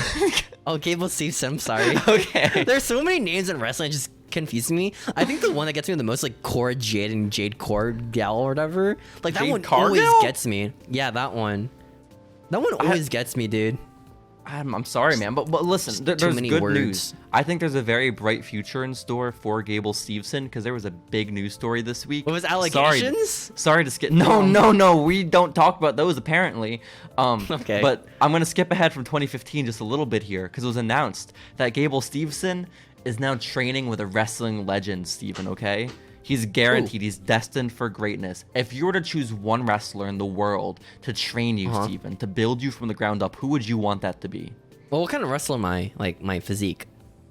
Well, you're Gable Steveson in this scenario. It's like Kurt Angle-ish, right? Sure. So I'd pick Kurt Angle, I assume. Okay, that's a good pick. Yeah. And believe it or not, the man who is training Gable Steveson is Mr. Kennedy.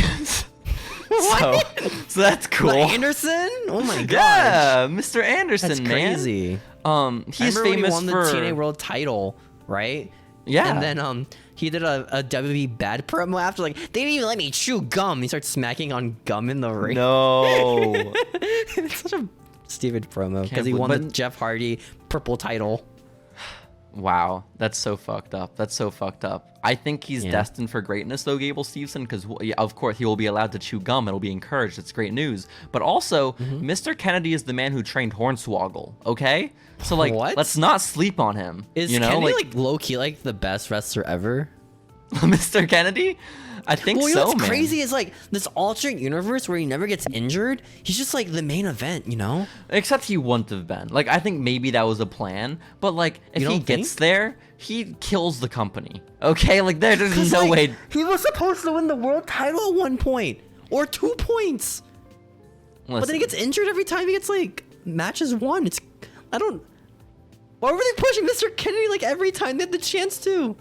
And he injures himself. Is it revisionist history, Steven, to say that Jinder Mahal was a very good champion?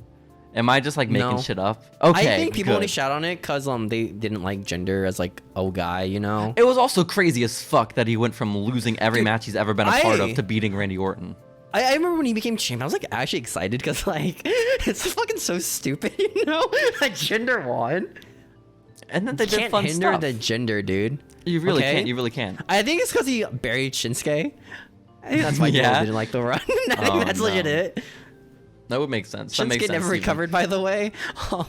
Two men that'll never be world champion: Shinsuke Nakamura and Mr. Anderson. Get it straight, okay? Yeah. But Steven, okay, listen, we gotta talk. I've been trying to get this story out there for a little bit now, but Ronda Rousey's the woman I want to talk about. Because WrestleMania just happened a few weeks ago. Ronda made an appearance with The Rock when they beat up Triple H and Stephanie, right? We all remember this moment from WrestleMania. I love this moment. Button. Yeah, you love it. You go back and watch it. You replay it sometimes. I rewatch it every day. Every day. Great match.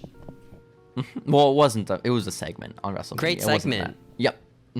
Great beatdown. Matches next year.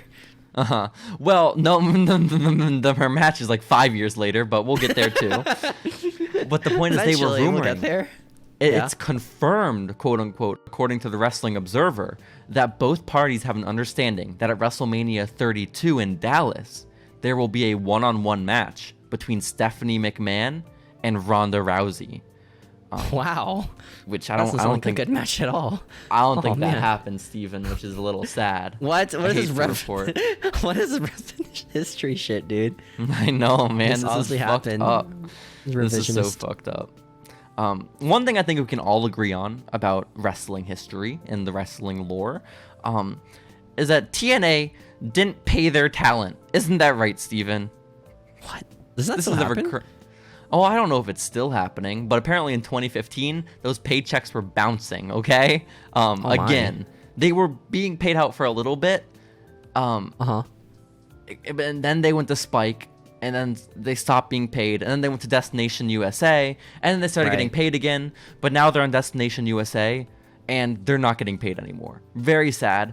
In fact, it's caused their commentator Taz to no-show multiple events and remove Oh my gosh. and he removed all affiliation to the company from his social media.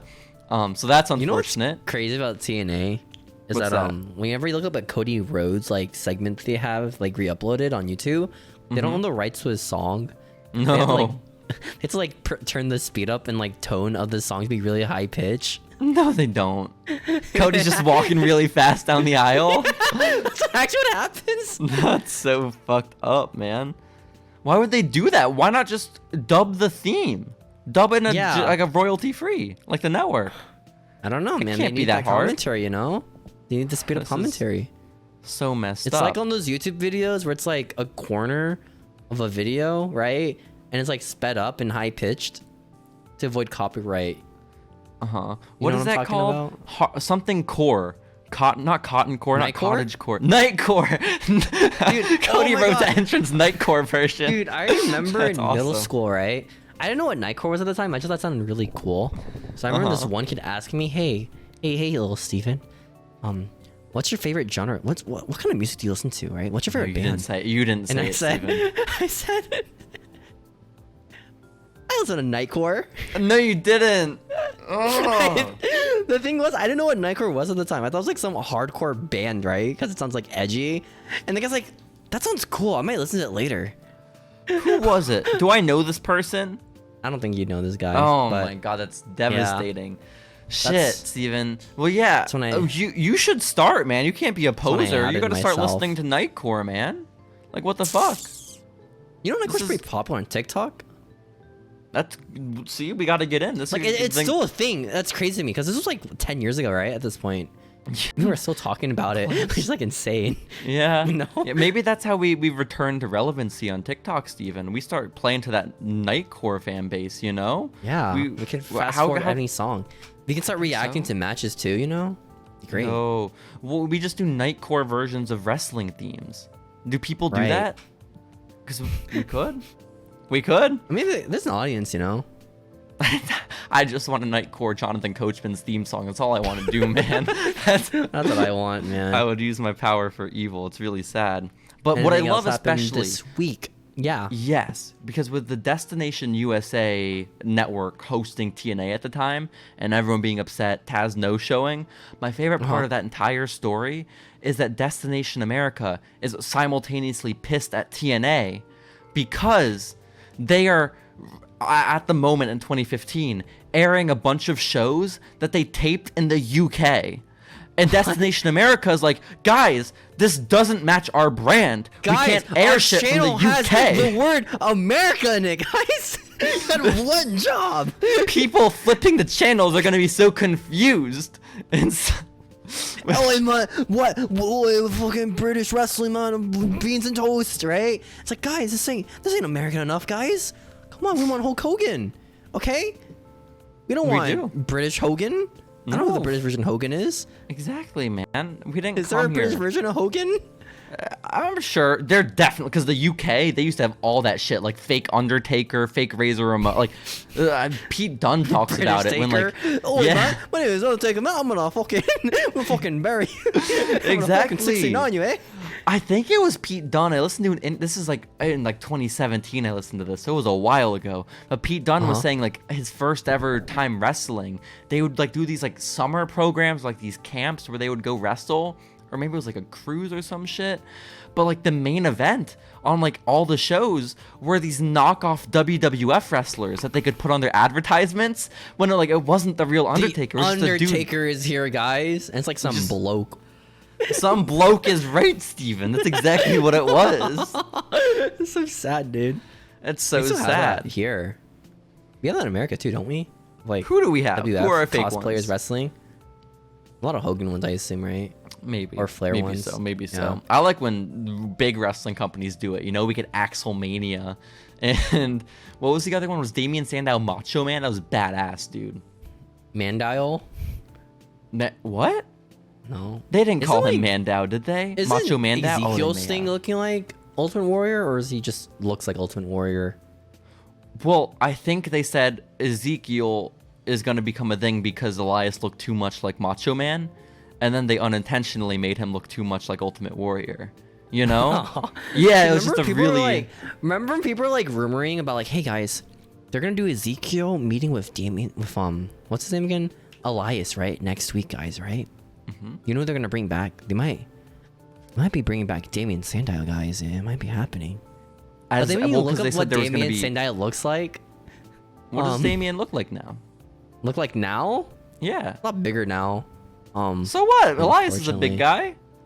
Damien Sandow's definitely taller than Elias, but Elias is jacked as fuck, man. I would say there's no way Damien Sandow is as big as Elias, you know, barrel chest wise. Ain't no way. He doesn't really look like Elias, in my opinion. But that's just me. I'm sorry about that. I'm very sorry about that. They just have long hair, you know? That's really This is too current, Steven. We're still in 2015, okay? We're still in a time where the Briscoes turned down a contract from WWE to re-sign to Ring of Honor, okay? This is the time that we're living in. We're living in a time where WWE aired their first advertisement for Swerved, coming soon to the WWE network, okay? We're living in a time where Vince Russo went backstage at Lucha Underground and interviewed Catrina in character, okay? As Catrina or as himself? As Vince Catrina. Russo? He was himself Vince Russo, and Catrina was Catrina. Yo, dude, what up, dude? So you're like a dead witch, dude? That's pretty awesome, dude.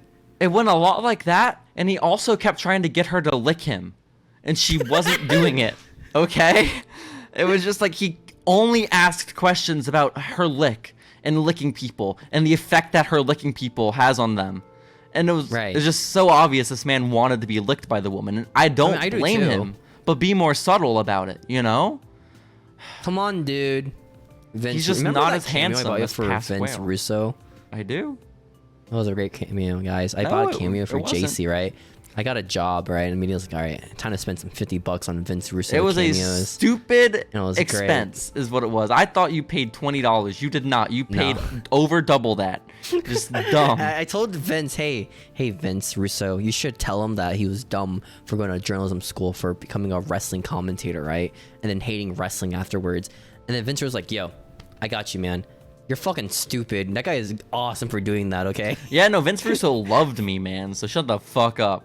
He also loved Catrina, so I think it'll work out. Final news story from 2015, though, is that Daniel Bryan's health is not looking so good, according to the reports, Steven. Oh, no. I know. This is the second year in a row this man has had to go on a hiatus after WrestleMania, okay? Had to vacate his title. And this time he was pulled from the European tour, okay? And this, I don't think Daniel ever comes back before he has to retire in just like a few months. It's a very sad series of events. Not again. I know, not again. And when does he like eventually come back for real? Is that 2018? I think it's 2017, right? That's when he won on like the title. Well, he returns at Mania. He returns at Mania for the tag team match. 18 maybe? I think 18 because 2019 is when he fights Kofi and loses the hemp title. So I legit thought Kofi was gonna lose, to be honest. I don't know why. No way you thought They're gonna make Kofi lose, dude. You're getting shit on. No way. That was such a weird era. That doesn't even feel real. Like Daniel Bryan coming out with Eric Rowan every week and advocating for the planet doesn't feel like real wrestling, you know? Like, I mean, Eric Rowan wore like his band t-shirts, so it's pretty sick. He would wear metal bands every week that nobody knew. Okay? Not a soul. It's like that. It's like when somebody asks you, hey man, what music do you listen to? You're like, oh, I like Bing Bang Bugga Bugger, right? It's like, oh, I don't know that band. Oh, yeah. That's cool. Oh. Why'd you ask then, you know? Oh, that's tough. That's like, tough. Did you want me to say there was I remember at the time someone was keeping a spreadsheet of all the shirts that Eric Rowan wore.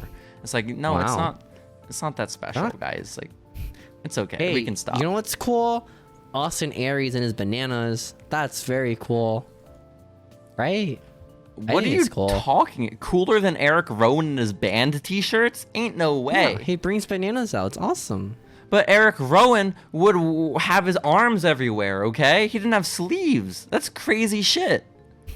It's true. Also, I have to wear sleeves. I'm not confident enough in my body to walk around and cut off band t-shirts, man. Are you comfortable enough to wear a wife beater in public? Why would I be comfortable enough to wear a wife beater in public? Well, who wears wife beaters in public besides like I mean, women can get away with it, you know. wife beaters? Yeah, Maybe. Yeah. I think so. Dean Ambrose, John Moxley, he probably wears a wife beater in public. You know, Why I did feel he like he's wear on a wife beater again? Was there a story for that? Like, do we know why? I know Luke Harper's wife beater on his action figure had a sweat stain on it. I love that shit. Awesome. Okay. I mean, it's very accurate to real life, you know. It was. But either way, Steven, that is all the wrestling from April 15th, 2015. Primarily NXT news, okay? But I think it's about time for us to officially transition over to our current events. We're gonna swerve. Swerve like the show. on over, like the show, to the current events in this modern day of pro wrestling. Let's do it.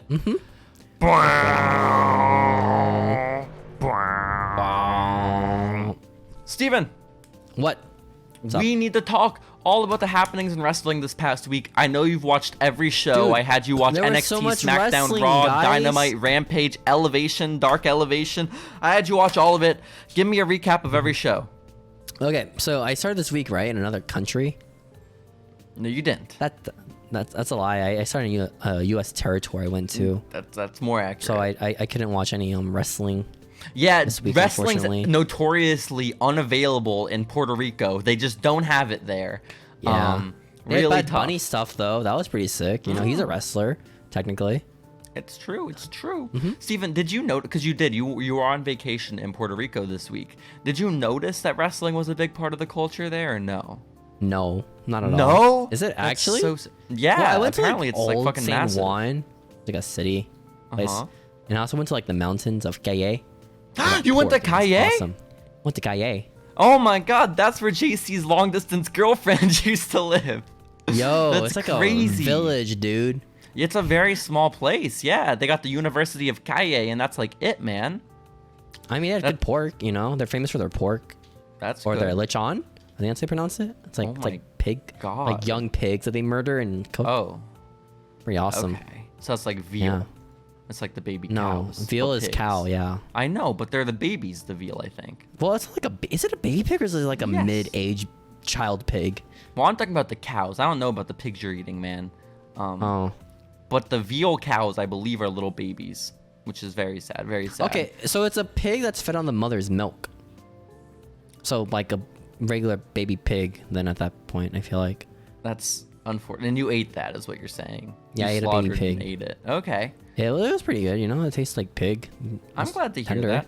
I am so Yeah. glad to hear that. But more important than that, Steven, okay, Uh-huh. is I also didn't watch wrestling, but I don't have the excuse What? of being on an island, okay? I Oh just my I god, don't what's have crazy that. about being on an island? Like when I was in Calle, like the fucking middle of the mountain, I had like better Calle. signal than like I had like legit the entire trip. I had better signal than my house. Yo, let's go. Well, your house Which is, like, horrible insane. service, okay? It's real That's fucked true. up I mean, there. to be fair though, when you're in a house, you don't really need service. You know, I feel like because you have internet, I assume they want you to have. I don't know. Maybe It just kind of stinks to like call someone, you like lose connection. You know. it does. It does. It's Or very text someone. unfortunate. It's very unfortunate. Well, Steven, That's my excuse, I- by the way. If I don't reply to your text, is I have bad signal. Did you not reply to any of my texts? I'm don't know, so maybe. hurtful. I'm not so hurtful. I'm so hurt rather. This is Well, devastating, because like Steven. sometimes I get your text and I try to text you back, but I just can't because on my signal doesn't let me do it. It's like, oh, waiting for a connection. Like, come on. I feel like this is a really, really bad argument to put up after you just got done raving about how good the connection was where you were for the past week. To I then know it's be- really good. Well, I just feel like it doesn't quite line up. But Steven, Not for my house though. Not for my house. one thing I did unfortunately. text you about while you were in Calle is that I have some big news. I have a scoop, like a real life professional wrestling scoop. Bee And at woo, this- bee woo. Wee woo Journalism is right. alert. Journalism alert is right. I got the scoop from my father. That My father. officially the Royal Rumble 2023 will be hailing from the Alamo Dome What? in our hometown. I know, it'll be in San Antonio. What if it doesn't happen? Then we get shit on. Then we'll delete the episode. Guys, plans change, guys. Okay, like plans change. You know, like. Yeah, they originally booked the Alamo Dome, but then they got monster trucks. It'll be fine, guys. It'll be fine. But the Royal Rumble is happening in San Antonio. Great news. I assume we will be in attendance, Steven. I feel like that's not a big assumption to make, even though you know showed the fucking they 2017 don't announce this, you know, on Monday, which is probably not gonna happen because they have like a couple months before it happens. I think they're supposed to announce it like September 7th or something like that. We got time, right? We got time. We can make it. Yeah, we got time. But guys, Royal Rumble, San Antonio, big news, breaking news. This is confirmed. Also, it's not really that big of news because there are all these articles online already about how there are rumors it's going to be in San Antonio. And now it's just like, yeah, we know for sure. We were the first to know. We were the first. Eat our dick, Sean Ross Sapp, okay? That's our message. We're coming for you, Fightful. It's horrible. It's all of it, Steven. Wrestling journalism was dead until we arrived on the scene. Too bad your dad's gonna get fired because he leaked private information. No, who's gonna get fired is the rep from WWE that told my dad. That'll be the dude. So yeah, guys, come to San Antonio for the Royal Rumble. We'll be there. Will we? I will. We didn't go. We weren't at Raw in San Antonio or Austin. Why the fuck would we go to Raw? I don't know. Isn't Raw something fun? Isn't Raw like good to go to live? I heard. No, I've never been to Raw. I've been to Raw so many times in my life, and I can't tell you how many times I've authentically enjoyed the experience. You know? Isn't like the dark match fun? I thought for Raw. No. Like the to go guys, like hey guys, go home now. We'll have a match. No, I'll tell you what. One time I saw SmackDown in Austin, Texas, and this was during the 205 Live era of wrestling, right? And so they filmed 205 Live after SmackDown. I didn't give a shit. Right. I didn't want to stick around for it. What? 205 is awesome though. The dark match they saved until after 205 Live, okay? And it was Shinsuke Nakamura versus Baron Corbin, okay?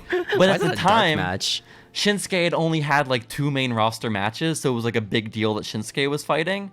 And so like everyone wanted to see Shinsuke. But so you have to watch 205 Live, like legit good wrestling. It wasn't worth it. What was the match for 205? I don't even remember, man. Dang. It could have been like a Madcap Moss match, but it wasn't. Why the fuck would it have been Madcap Moss? No. It could have been a Noam Dar match, dude. I'm sorry. Dude, remember that time Madcap Moss debuted on Raw and won the 24/7 title from Ricochet and then wasn't on TV for like 5 months? That was cool. Yeah, man. Madcap Moss won the 24/7 title like 2 years ago. Yeah. And he beat the fuck out of Ricochet. I was very upset when it happened. He won clean, right? Yes. Yeah, that's awesome. They knew like back then this guy was gonna be the next big thing. You know? They did. And now these two are still fighting. They were both in the main event of SmackDown this week. That's some crazy shit. What? Steven. Yeah. It was a 5-way match to determine who's going to fight. Oh, like a 1v1. Like, no. No, it was 5-way to determine who's going to fight Gunther at the UK pay-per-view. And Sheamus won it. So Gunther will probably win. I hope so. It'd be lame as fuck if Sheamus won. You know? Oh, is Sheamus in it? He might win then, actually. It's Sheamus versus Walter for the Intercontinental title. That's what I just said. Sheamus like one of the boys for like Triple H? Like one of his like workout buddies? Ain't no way. Well, no. Walter has to be one of his boys too, right? Maybe. We'll find out. I mean, we can confirm, match, you know? We can confirm the following names are not Triple H boys. And those names are Mark Andrews, Flash Morgan Webster, Trent Seven, and Zaya Brookside, okay? Triple H hates Zaya Brookside? Them. Yeah, I know. I don't know how she got released. Her dad still's like a trainer for them. Why? Zaya Brookside, what? I don't know, man. I get Trent Sevens, though. That guy is kind of lame for like his partner, you know? Tyler Bate. You're saying he's the Angelo Dawkins of the group? That's so sad. That is so sad. I like Flash Morgan.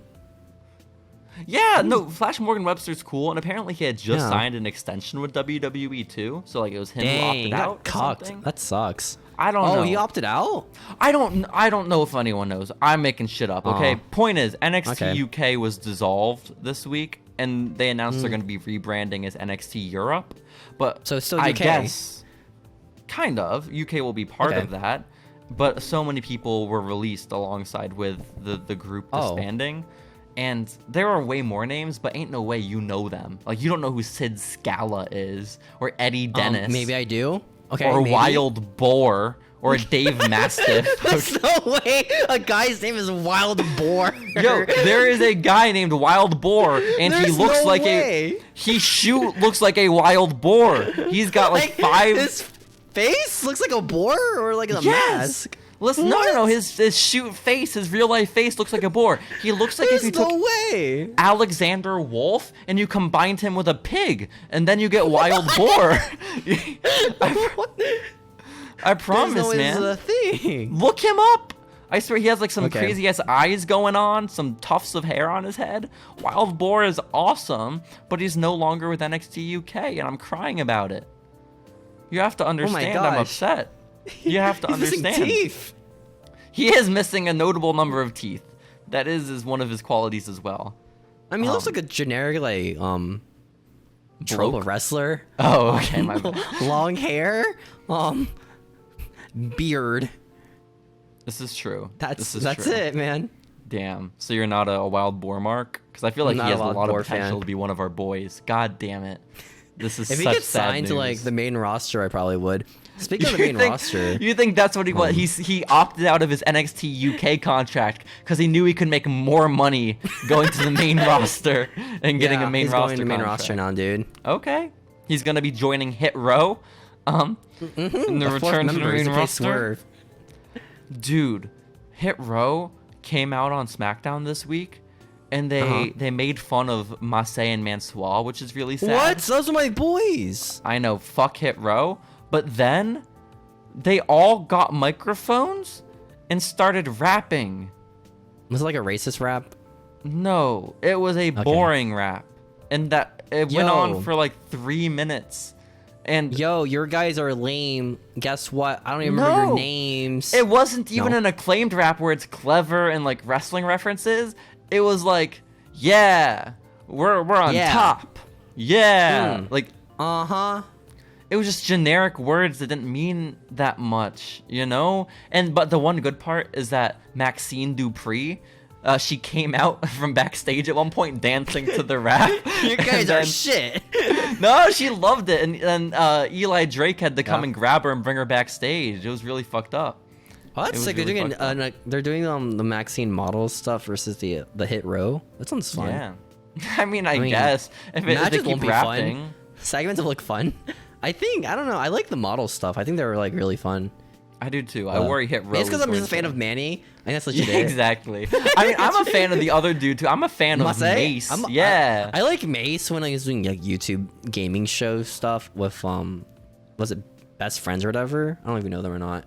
Peak Mace was when they randomly pulled him up from WWE developmental and put him on the Raw commentary team with Samoa Joe. Okay? Because why the fuck did that happen? It doesn't make any sense. I like how they wrote him off, by the way, with him getting murdered on screen, and he never appeared ever again. That's sick as hell. It's sick as hell. I don't even know if he's like canon to be like Mace at all. I don't think he is. I don't think so. There's no way. Like, he just died?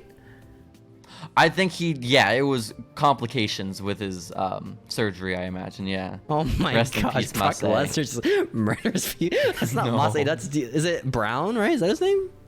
What? Brennan? Was it Brennan? It wasn't like Brown. No, it was Brennan Williams. It was his shoot name, I think. Right? Oh, because he was an NFL player, right? I thought, or like a college football guy. What? That doesn't make his name Brown. Not all NFL players have the name Brown, Steven. I don't know why I thought the last name was Brown. Maybe he did have a fake name or like a work name for his commentary, but I thought it was Brennan Williams. Williams. Ring of Honor, he had like the what's it called, the otaku gimmick, right? Let's go, giant weeb. I didn't even know he was. Because he's also a giant weeb. Yeah, he did the Nico knee move. Remember that? No, man, I don't even know what that shit is. And he kneed him in the face. He says Nico knee, and he knees him. I don't need this. I don't need the shit I'm following. You watch anime? Hey, anime is like more socially acceptable than wrestling? If you were to say you'd watch one of those subjects, I'm not gonna admit to watching either. Okay, you watch anime. I feel like nowadays, I think it's pretty acceptable socially. It depends on who you're talking to. Like, if someone tells me they watch anime, I judge a little bit, you know? Really? I feel like nowadays, I think it's like a high school kid kind of thing now, where like people are younger than us. They like during COVID they started watching anime, or like their parents watched it, and like when we were in that age, we get made fun of because like. I didn't get made fun of. Like I was there looking at the anime group at our school. No, you were the one making fun of. They're weird as shit. I wasn't making fun of anyone. I was stuck being friends with the people in the anime group, being like, I don't want to be friends with these people. And so then I separated myself and had no friends for the next 3 years. Okay. Wow. That's what happened. It's really sad. You know what happened to me? What happened? I ate lunch by myself and watched wrestling. Not anime. Not anime. Damn, man. If you had your flip phone back then, you could have had anime on one half and wrestling on the other. That would have been awesome. Dude, I had my Samsung Z Fold 3, dude. Imagine, one side, Tyson Kidd versus Adrian Neville. The other side, Dragon Ball Z. It's a perfect combination, man. Speaking of Dragon Ball Z. Oh, yeah? They're in Fortnite now. Did you know that? Oh, I thought you were going to talk about the Sammy Guevara and Ty Conti cosplay they did. What? Yeah, they did a cosplay of the main dude in that show. The one that wears orange. Yeah. A lot of them wear orange? No, there's the main guy who wears orange with yellow hair, I think. The main one with yellow hair? Yeah. A lot of them have yellow hair now. Who is the main character of Dragon Ball Z, Steven? Son Goku. Or Goku in America. Then that's probably that guy. Why? What if it was like Gohan? He also wears yellow or orange. We'll go to Sammy Guevara's Instagram and verify then, okay? What if it was Krillin? He wears orange and has bald head. You know? What if? What if, man? We'll never know. Marvel, what if, man? Point is, NXT UK, everyone's been released. NXT UK is dissolved, but before it was dissolved, on NXT television this week in America, Tyler Bate showed up with the UK championship. You know what's crazy about that? Is that it spoiled the ending for the UK champion. Yeah, because apparently there's a tournament that was filmed where we're supposed to crown the next UK champion, and it's already been filmed, but the champ just came out even though it hasn't aired yet. And so, but again, it makes sense because NXT UK is kind of dead now, so like who cares? Wait, so is he the UK champion or the European champion? Right now he's UK, but I imagine they'll probably switch it around to European, right? Oh, I mean, that's a downgrade, I feel like. That's so sad that the UK title's going away, because that's such a pretty title. Like a very go back to the European title. Oh. It probably will. The NXT European title? Yeah. Yeah, why do you sound sad? It looks an ugly feels title. Inevitable. Oh, the European title looks ugly. Well, it probably won't be the same. You know what's design, crazy about Braun Baker? Is that his gimmick right now is just beating NXT like darlings. Like now he's beating NXT UK darlings. Who are the NXT darlings? He beat JD. JD McDonough? Yeah, he's such a darling. Oh my god. I know.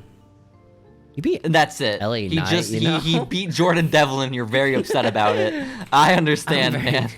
I forgot who he beat. Honestly, just kind of blanks my mind when I talk about wrestling. He beat Tommaso Ciampa.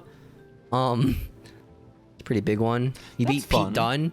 Beat Walter. Oh yeah, those ones are tough. He beat Walter. Yeah, he beat Walter clean. No way. I know. That's some crazy. Maybe it's Gunther. I don't know. Is it the Gunther or Walter? Good point. At the time, I don't remember. Well, Steven. Now he's saying Cora Jade. It's like, oh. Another victory. Oof. You're right. Yeah. 2 women who will not be getting any victories anytime soon, Steven. Nikita Lyons and Zoe Stark. Okay. Did they get fired? No, they were supposed to be in that tag team tournament for the women's title. It started on SmackDown this week. But last minute, they were pulled.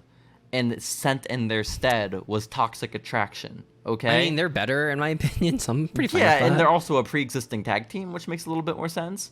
But yeah, people were trying to speculate, like, why the fuck did they get pulled? Like, why not just announce Toxic Attraction from the get-go if this is what happens?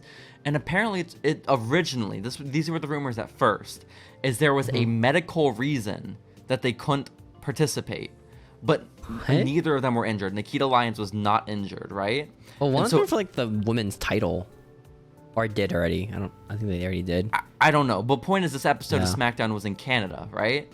And so people started speculating. The rumors went wild that Nikita...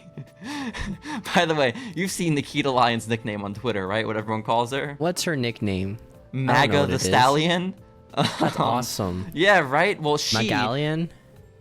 Sure, something like that. The rumors are that she's not vaccinated and so could not go to Canada. Okay? Oh no! And that was what everyone was thinking for a while was, oh shit, Nikita Lyons just ruined her and Zoe Stark's career. This is so sad. Dude, that really But stinks. since then it came out that what's more likely is Zoe Stark is injured, and that's why. And is also an anti-vaxxer. Yeah, also staunchly anti-vax. Very messed up, very sad.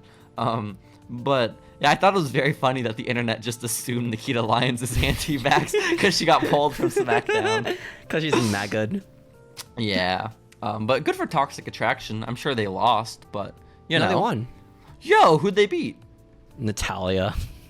Just a handicap match. They beat the fuck out of Natty. I think it was Natalia and her sister.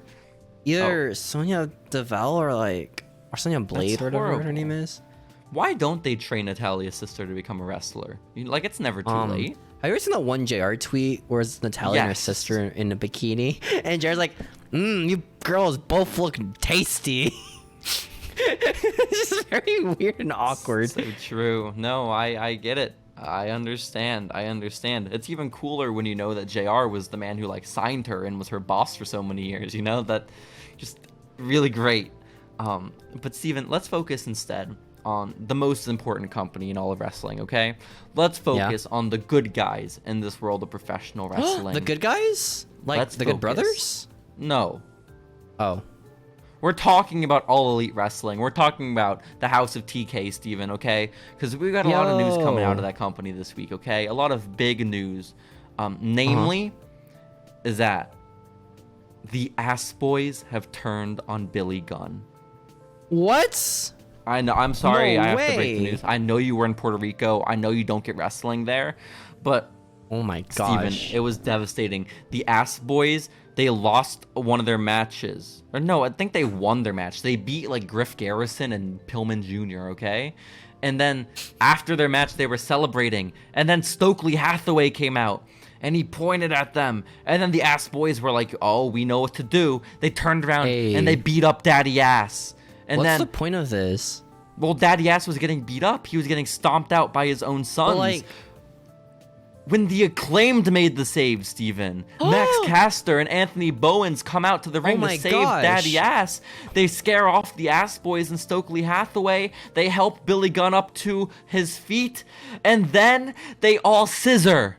Yo, they start scissoring each other in the ring? They scissor each other in the ring. It's a beautiful Yo. show. The Acclaimed and their Ass Daddy are back together. And I've never seen a more beautiful moment in wrestling. The crowd Imagine in West being Virginia the Ass rejoiced. Boys, having your dad be your manager for nepotism reasons, right? And yeah, this is pretty sick, you know? We're undefeated in trios matches.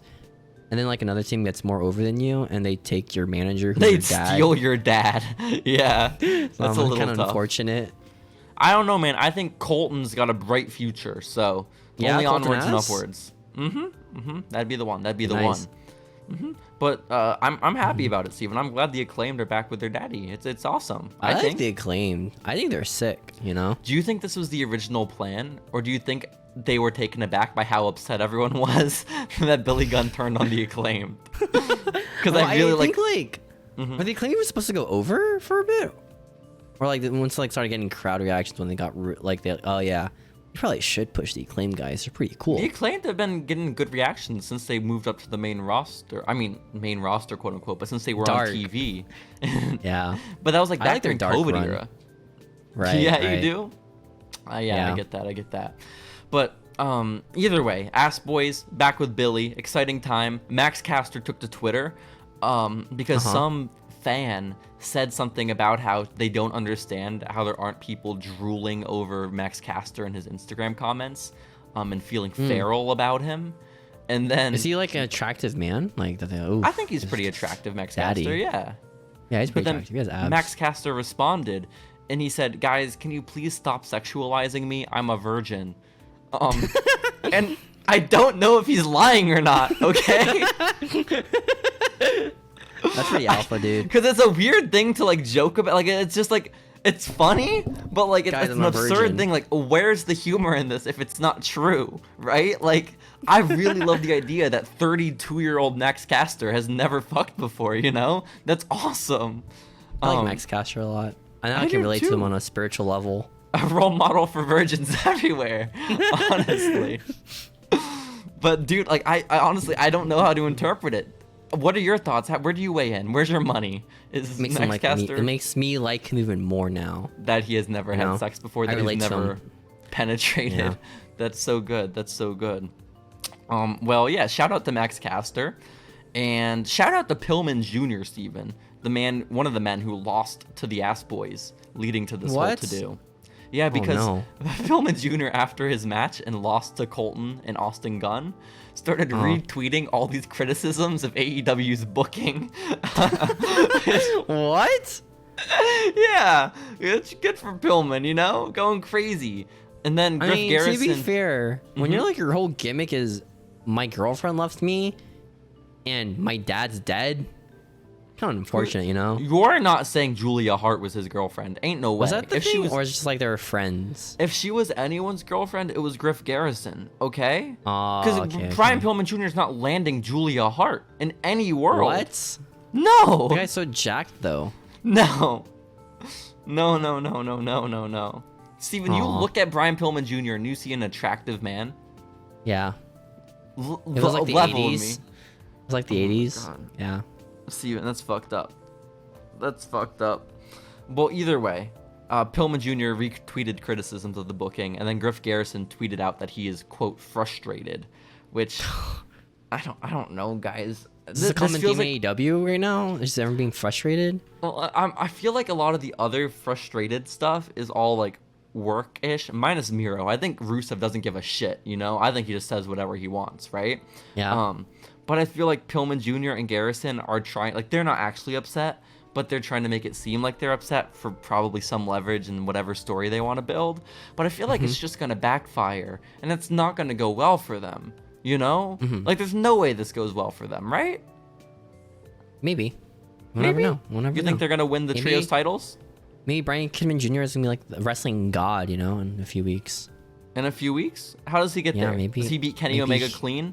Maybe he's like a Kenny Omega type of worker, you know, where he just wrestles good. Yo, I hope like the they do. Kenny Omega, like I hope they cleaner gimmick. They feed Kenny a whole bunch of scrubs like they did a couple years ago. Pillman Jr. is one of them. Pillman Jr. shoots on Kenny Omega. Kenny Omega is not prepared for it. It's like when Jinder Mahal destroyed Finn Balor with a concussion, and then he got pushed after that. That's what's happening, man.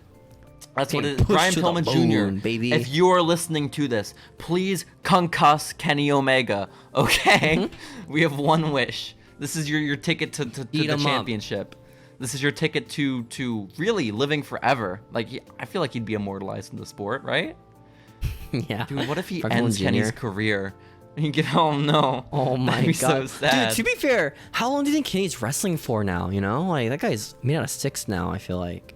Dude, why is Kenny Omega returned this week, guys? Big news. Why is he in a t-shirt? My gosh. That's my question. Okay? Did he wrestle in a t-shirt? Yeah. Oh, that's unfortunate. This is the Alberto Del Rio move, okay? And it worries me for the future of Kenny Omega. I don't know. To say that. Because, like, I can see why they wrestle to, like, advertise their merch, right? But at the same time, I'm so used to seeing people's, like, abs. I don't think it was a graphic tee. I think it was, like, a skin-tight one, you know? Oh, man. Yeah. Just like a plain black one. So I don't think any. I don't want to body shame, but like, Kenny Omega's probably not out of shape. I'm gonna be honest. Well, he was for a little bit. He's very attractive, though. No, he's not. Kenny Omega's the least attractive motherfucker to ever walk this planet, and people want to come over him for the past 10 years. Dude, he likes anime. Dude was maybe attractive for like a year at most. Okay. Whatever. Steven, Max Caster is the pinnacle of male attractiveness, okay? Male beauty. Honestly, I think Max Caster is a very handsome man, too, you know? Who? Max Caster is a very handsome man, too. Yeah, of course. Daniel Garcia is there, too. Daniel Garcia, very handsome man. Dude, that's crazy that Daniel Garcia and Daniel Bryan like a 2 out of 3 match was like insane apparently. Did you watch Where it? he won the first pin. No, it was another U.S. territory. Oh shoot! No, you're right. You're right. I didn't watch either, but I feel like I should because I really like both those people. But no way in hell Daniel Garcia wins the best 2 out of 3 falls match. Well, with he Daniel won Bryan. the first pin by apparently making Daniel Bryan pass out from a submission. Yo, this is just like the Ric Flair match. Oh my god. Which is like insane because like it's fucking Daniel Garcia and Daniel Bryan, you know? I feel like their power level should be very different. Nah. Like canonically. I disagree. Yeah. Daniel Garcia has just been top level performer ever since his promo with Chris Jericho. Like where Chris canonically, Jericho said, Daniel Bryan beat Triple H, Batista, and Randy Orton the same night. I feel like Daniel Garcia could do that too. Yeah. Yeah, just drop them all on their head. Yeah, man. Fair. I think it'd go awesome. Yeah. Cuss them. I think the so. dick. Yo, I'm pissed off. I saw on Twitter the other day a video of like a real fight that was happening, right? Just in the middle of the street, like on pavement, right? A street fight? Dude lifts up the dude he's fighting and fucking just pile drives him, straight up pile drives him onto the road. That's pretty sick. But the dude who got pile driven just gets immediately back up and walks away. No sold it. No sold the fuck out of it. Maybe it's like the adrenaline, you know? Did you ever see that video like our high school where there's like these 2 kids fighting and then he does like a power bomb on the kid? Yo, Insane. in the locker room, that was badass. Yeah, that happened in our school, dude. It was crazy. It went viral. Yo, I say that's viral, crazy. probably like 20 views. You know, it worked. Yeah, it worked. Pretty viral It worked. for me. But also more AEW news, Steven, okay? They announced that taking place at All Out in just a few weeks is going to be another casino ladder match. What? This can't be good news. I feel like 2 people get injured at minimum in all of these ladder matches, you know? I feel like someone gets injured every 2 weeks in AEW, dude. You know? It's a little tough. But like They these don't have casinos, healthcare, man. No, that's so hard. That's so tough. But also too, how is All Out happening in the beginning of September? Like how is that possible? What matches are even happening, man? I don't know. They'll find out, you know? Like I would say what build, but I haven't been watching, to be fair, you know? Maybe like Jericho Appreciation Society versus Blackpool Combat Club for custody of Daniel Garcia. But like aside from that, what I would don't he know. do in like Combat Club? I feel like him and Yuta have the same like niche, you know? No, Yuta's like nice boy and Daniel Garcia's serious boy, you know? But they've wrestled the same. They could I be think. a tag team. I don't know. You know? They They're could be already a a tag trio with team. Daniel. What do you mean they're a tag team? Isn't like 3 people? Then can they just be a tag team with 3 people? What are you talking about? I don't know. I'm confused. Dude. Oh, you mean with I'm confused, man. Moxley and Bryan? Yeah. And Cesaro's there too. What's he doing? Yeah. No, they got. Well, they got he's the some- world champion of Ring of Honor. You know that company doesn't exist anymore. But you can't say that. Okay, listen, that's not fair because if let's say Jey Uso were injured again, right? And it's or sorry, Jimmy were injured. Him again. and It's just Sami Jey and Zayn, Roman. dude. No, Okay? shut up. Sammy's out of the picture. Okay. No, fuck you. No, you're making up your own argument at this point. Sammy's out of the picture. Sammy's also Sammy's injured. literally in the story right now. Sammy got You're making your injured in own the same argument. spot with Jimmy Uso. Okay. Then Daniel Garcia gets injured. There's no point in saying this. They were both injured. Okay. No, you're just making stuff up. They to were prove both yourself right, injured. dude. No, listen. If they What got was there injured, like a car accident? Did they die? yes, Sami Zayn and Jimmy Uso are no longer with us. Okay. No. They were driving to their hotel. Jay was driving. Okay, he has survivor's guilt. He's really, really bad. and it's just the bloodline is just Jay and it's Roman, like it was a couple years ago. It's not a far-fetched scenario because this was reality, fucking a year and a half ago. Okay, but this is real life, Steven, okay?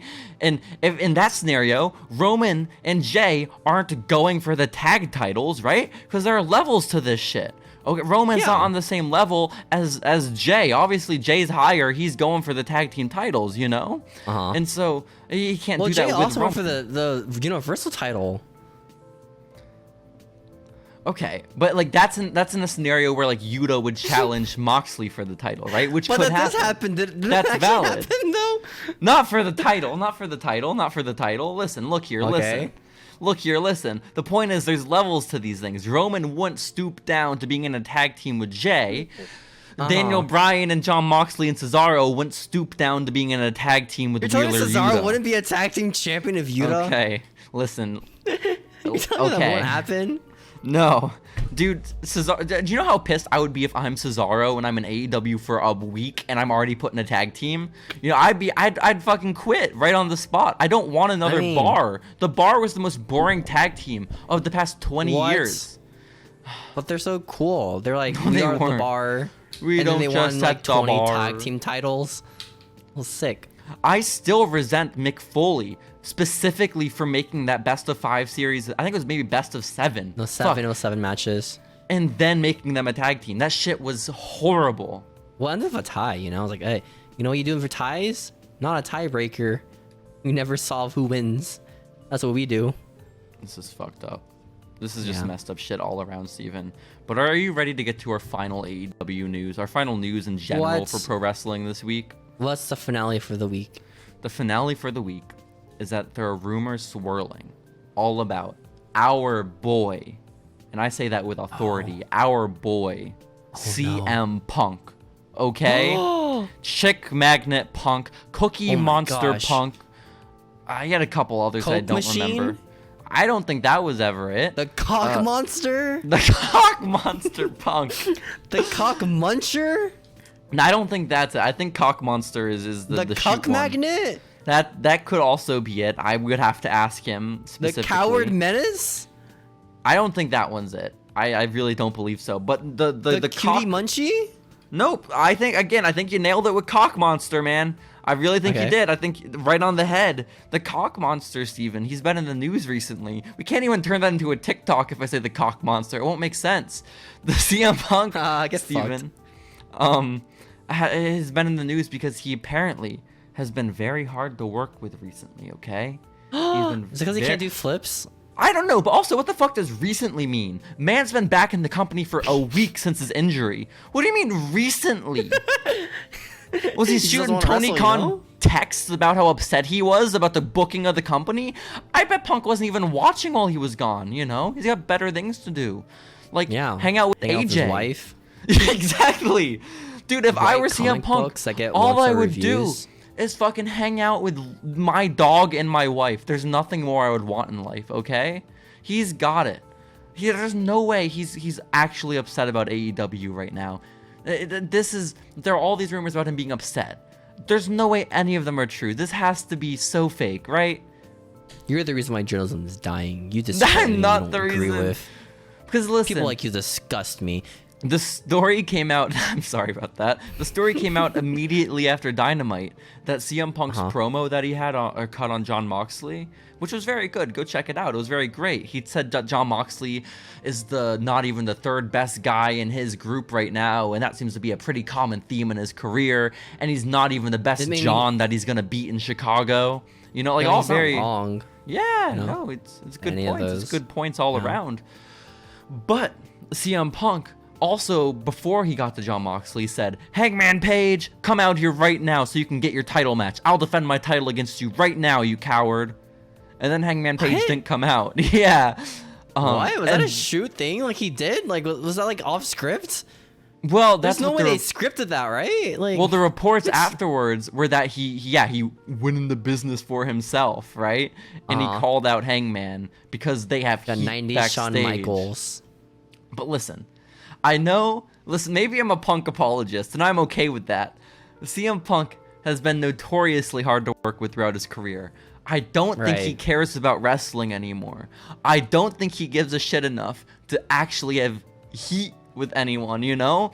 Especially not with someone as nice as Hangman Page, okay? This man's a school teacher. This man's a lovely man who reads the kids on his weekends. Yes! And he's not anymore, because now he's a wrestler full-time. But like, isn't he like 30? He's like probably like 34 or something at this point. That's crazy. Good for him. But it doesn't take that long to become a school teacher, Steven. You can be like really our age and with, be a like, school the teacher. moms, you know? Yeah. Okay, but either way, nice man. CM Punk, maybe a little bit less nice of a man, but he's a little he's mellowed out in his older age, I feel. And He's just like I a pretty bitter man to me. Like Bret Hart bitter, you know? No, I disagree. Bret Hart bitter to me. I don't know, Listen. man. I can see them being the same level of bitterness. Listen, okay? Listen. I think this is all a work because in this modern day, Steven, the only way you can get fans invested, like fully invested, is when you trick the fuck out of them, okay? And so, here's my theory, and I hope it plays out. They did that with Brock Lesnar, right? And anything else. Sure, I guess. Yeah. But Yeah. here's my theory, right? The MJF stuff has been all a work kind of from the beginning, right? With Wait, elements no of show truth. the past like month. He's been missing, Yes, but I think this losing is it. all he has. I think they are using that story with MJF combined with the CM Punk story, okay? Where they want to make it seem like real life, okay? Because in real life right now, we all feel bad for MJF. We are thinking, oh, he's locked into his contract. Oh, they're mistreating him. Oh, they don't know how to use him, right? And with CM Punk, everyone online now is saying, oh, he's a dick. Oh, he was never easy to work with. Oh, it was a mistake he came back to wrestling, right?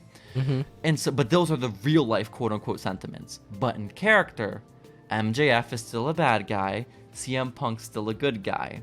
So this is all happening for a double turn, okay? What? Because Tony Khan's a mark, and he wants to recreate Stone Cold Steve Austin and Bret Hart at WrestleMania 13.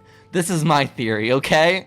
And so he wants to have a double turn with MJF and CM Punk, okay? And I don't know if it'll be a match or if it'll be a moment where MJF comes out, but I think this is all leading to a match or at least a moment between Punk and MJF where it's a double turn where Punk walks out a bad guy, MJF walks out a good guy.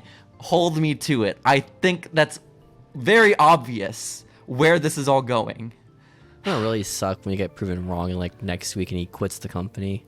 CM Punk? Yeah. Rest in peace, rest in Look like a peace. fool. He's going over to NXT Europe. That's crazy. He joins the fucking what's that one guy who plays Scooby again? Scooby Doo. Plays Scooby and Prince Scooby Jr. Freddie Doo. Prinze Jr. He joins that one. That's not Scooby. Was it Fred? Plays Fred. Yeah, he's. Yeah. Why would he be Scooby? He's Shaggy. I don't know. I was thinking of Shaggy for a second. Not gonna lie. Shaggy's the tall guy, Matthew Illiard or whatever. He was the one without a paddle with Seth Green and Dak Shepard. That's a killer cast, by the way. Cinema peaked with Without a Paddle in like 2004, man. Not enough people talk James about Gunn it. too was also like a writer on that. Was Apparently. he? Yeah. That's awesome. Well, Apparently, this the back when Rotten he was making like Tomatoes are not fucking good. weird ass like horror movies. It wasn't horror Without a Paddle. It was just No, James Gunn was fucking weirdo back then. He was making like, Comedy. weird movies. Oh my gosh. Without a Paddle was quite weird. I don't know why Yeah. I was allowed to watch that, but I did. I watched it often. It was very good. Steven, Wow. anyways, what do you think about this whole situation? Because there's my theory. I don't really care if it happens. How It don't you doesn't. care? It's our boy, the happen. cock monster. Dude, ever since CM Punk died in the UFC, I kind of stopped caring about him. I'm gonna be honest. There's the Like hater. ever since I saw him get like TKO'd, not to just tap out and then lose the next match. In, like, it took you out of 20 the minutes. reality of it. Let me can't be world champion. Dude, no, it kind of just realized how lame he was as a person. your favorite wrestler was fucking Alex Shelley for an extended period of time. Yeah, and that you shit think is he's awesome, lasting in the octagon? Okay. Yeah, actually, he's awesome, man. Okay. Okay. You see his new tag team? He's called Time Machine now, dude. It's awesome. Fuck you. Who's it with? Cage? It's with Chris Sabin and Kushida. Chris not gonna- Sabin and they're a trio? Yeah, they're a trio now, yeah. An Impact. That's not a tag team. I guess they are technically a tag team, but not a traditional tag team. Trios team. With the New Day. That version of the New Day. I've never heard of him. I never heard of him. Well, Steven, I know you said that you were in Puerto Rico. You didn't have much access to wrestling over the past week, but do you have any news stories for me? Or do you think we about covered it?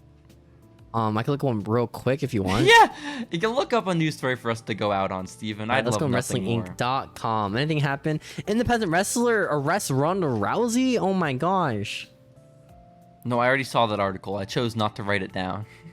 that the independent wrestler arrested Ronda Rousey on SmackDown. Why is that the only story they know how to write for Ronda? Why does she have to be arrested for beating people up every storyline? Why is that a common Okay, theme of her just getting arrested?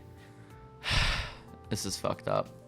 Dude, I regret not buying the Vince McMahon mugshot T-shirt from like 4 or 5 years ago. That shit was Is that an actual crazy. shirt? Yes, you don't remember that? No. Yeah, man, look it up. Look up the Vince McMahon mugshot T-shirt. Oh, can you It's still buy insane it? as shit. I hope you. They're probably knockoffs of it, but shit, that was Dang. crazy. Do you see it?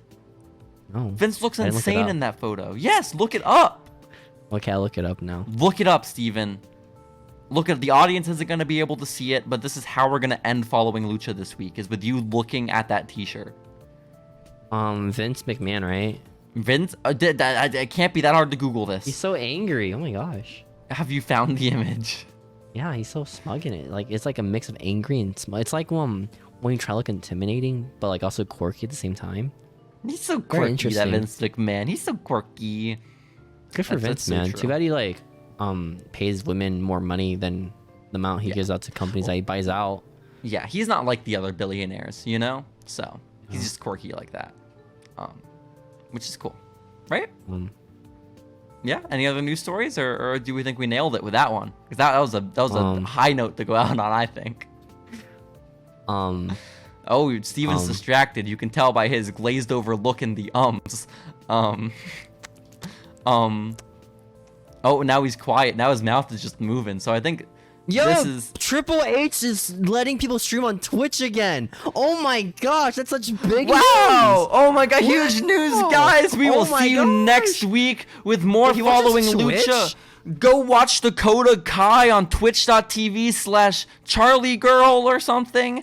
Charlie Girl, yeah, that's her name. And then there's Xavier the Woods will Great probably Black stream. Otaku. Go watch him, I say. He'll be going crazy. Watch AJ Styles over on like change.org or whatever. You can watch Masay's VTuber gimmick. That's true. That's true. Who else used to watch Cesaro play some soccer? Probably. Wait, he already can. He already can do that. Oh, that's a good point. Then, you can Go watch Tyler Breeze. He'll be playing like Madden, I think. He could still do that. He could also do that. Yeah. Go watch Kenny Omega, guys. He's gonna be playing Street Fighter. Over on the WWE Twitch channel, guys. Twitch.tv/WWE. Big event this Thursday. We will see you next week with more Following Lucha. Follow us online at Following Lucha on all platforms of social media. Leave a rating, leave a review, You can help leave a support comment. the show by donating, guys, if you want to.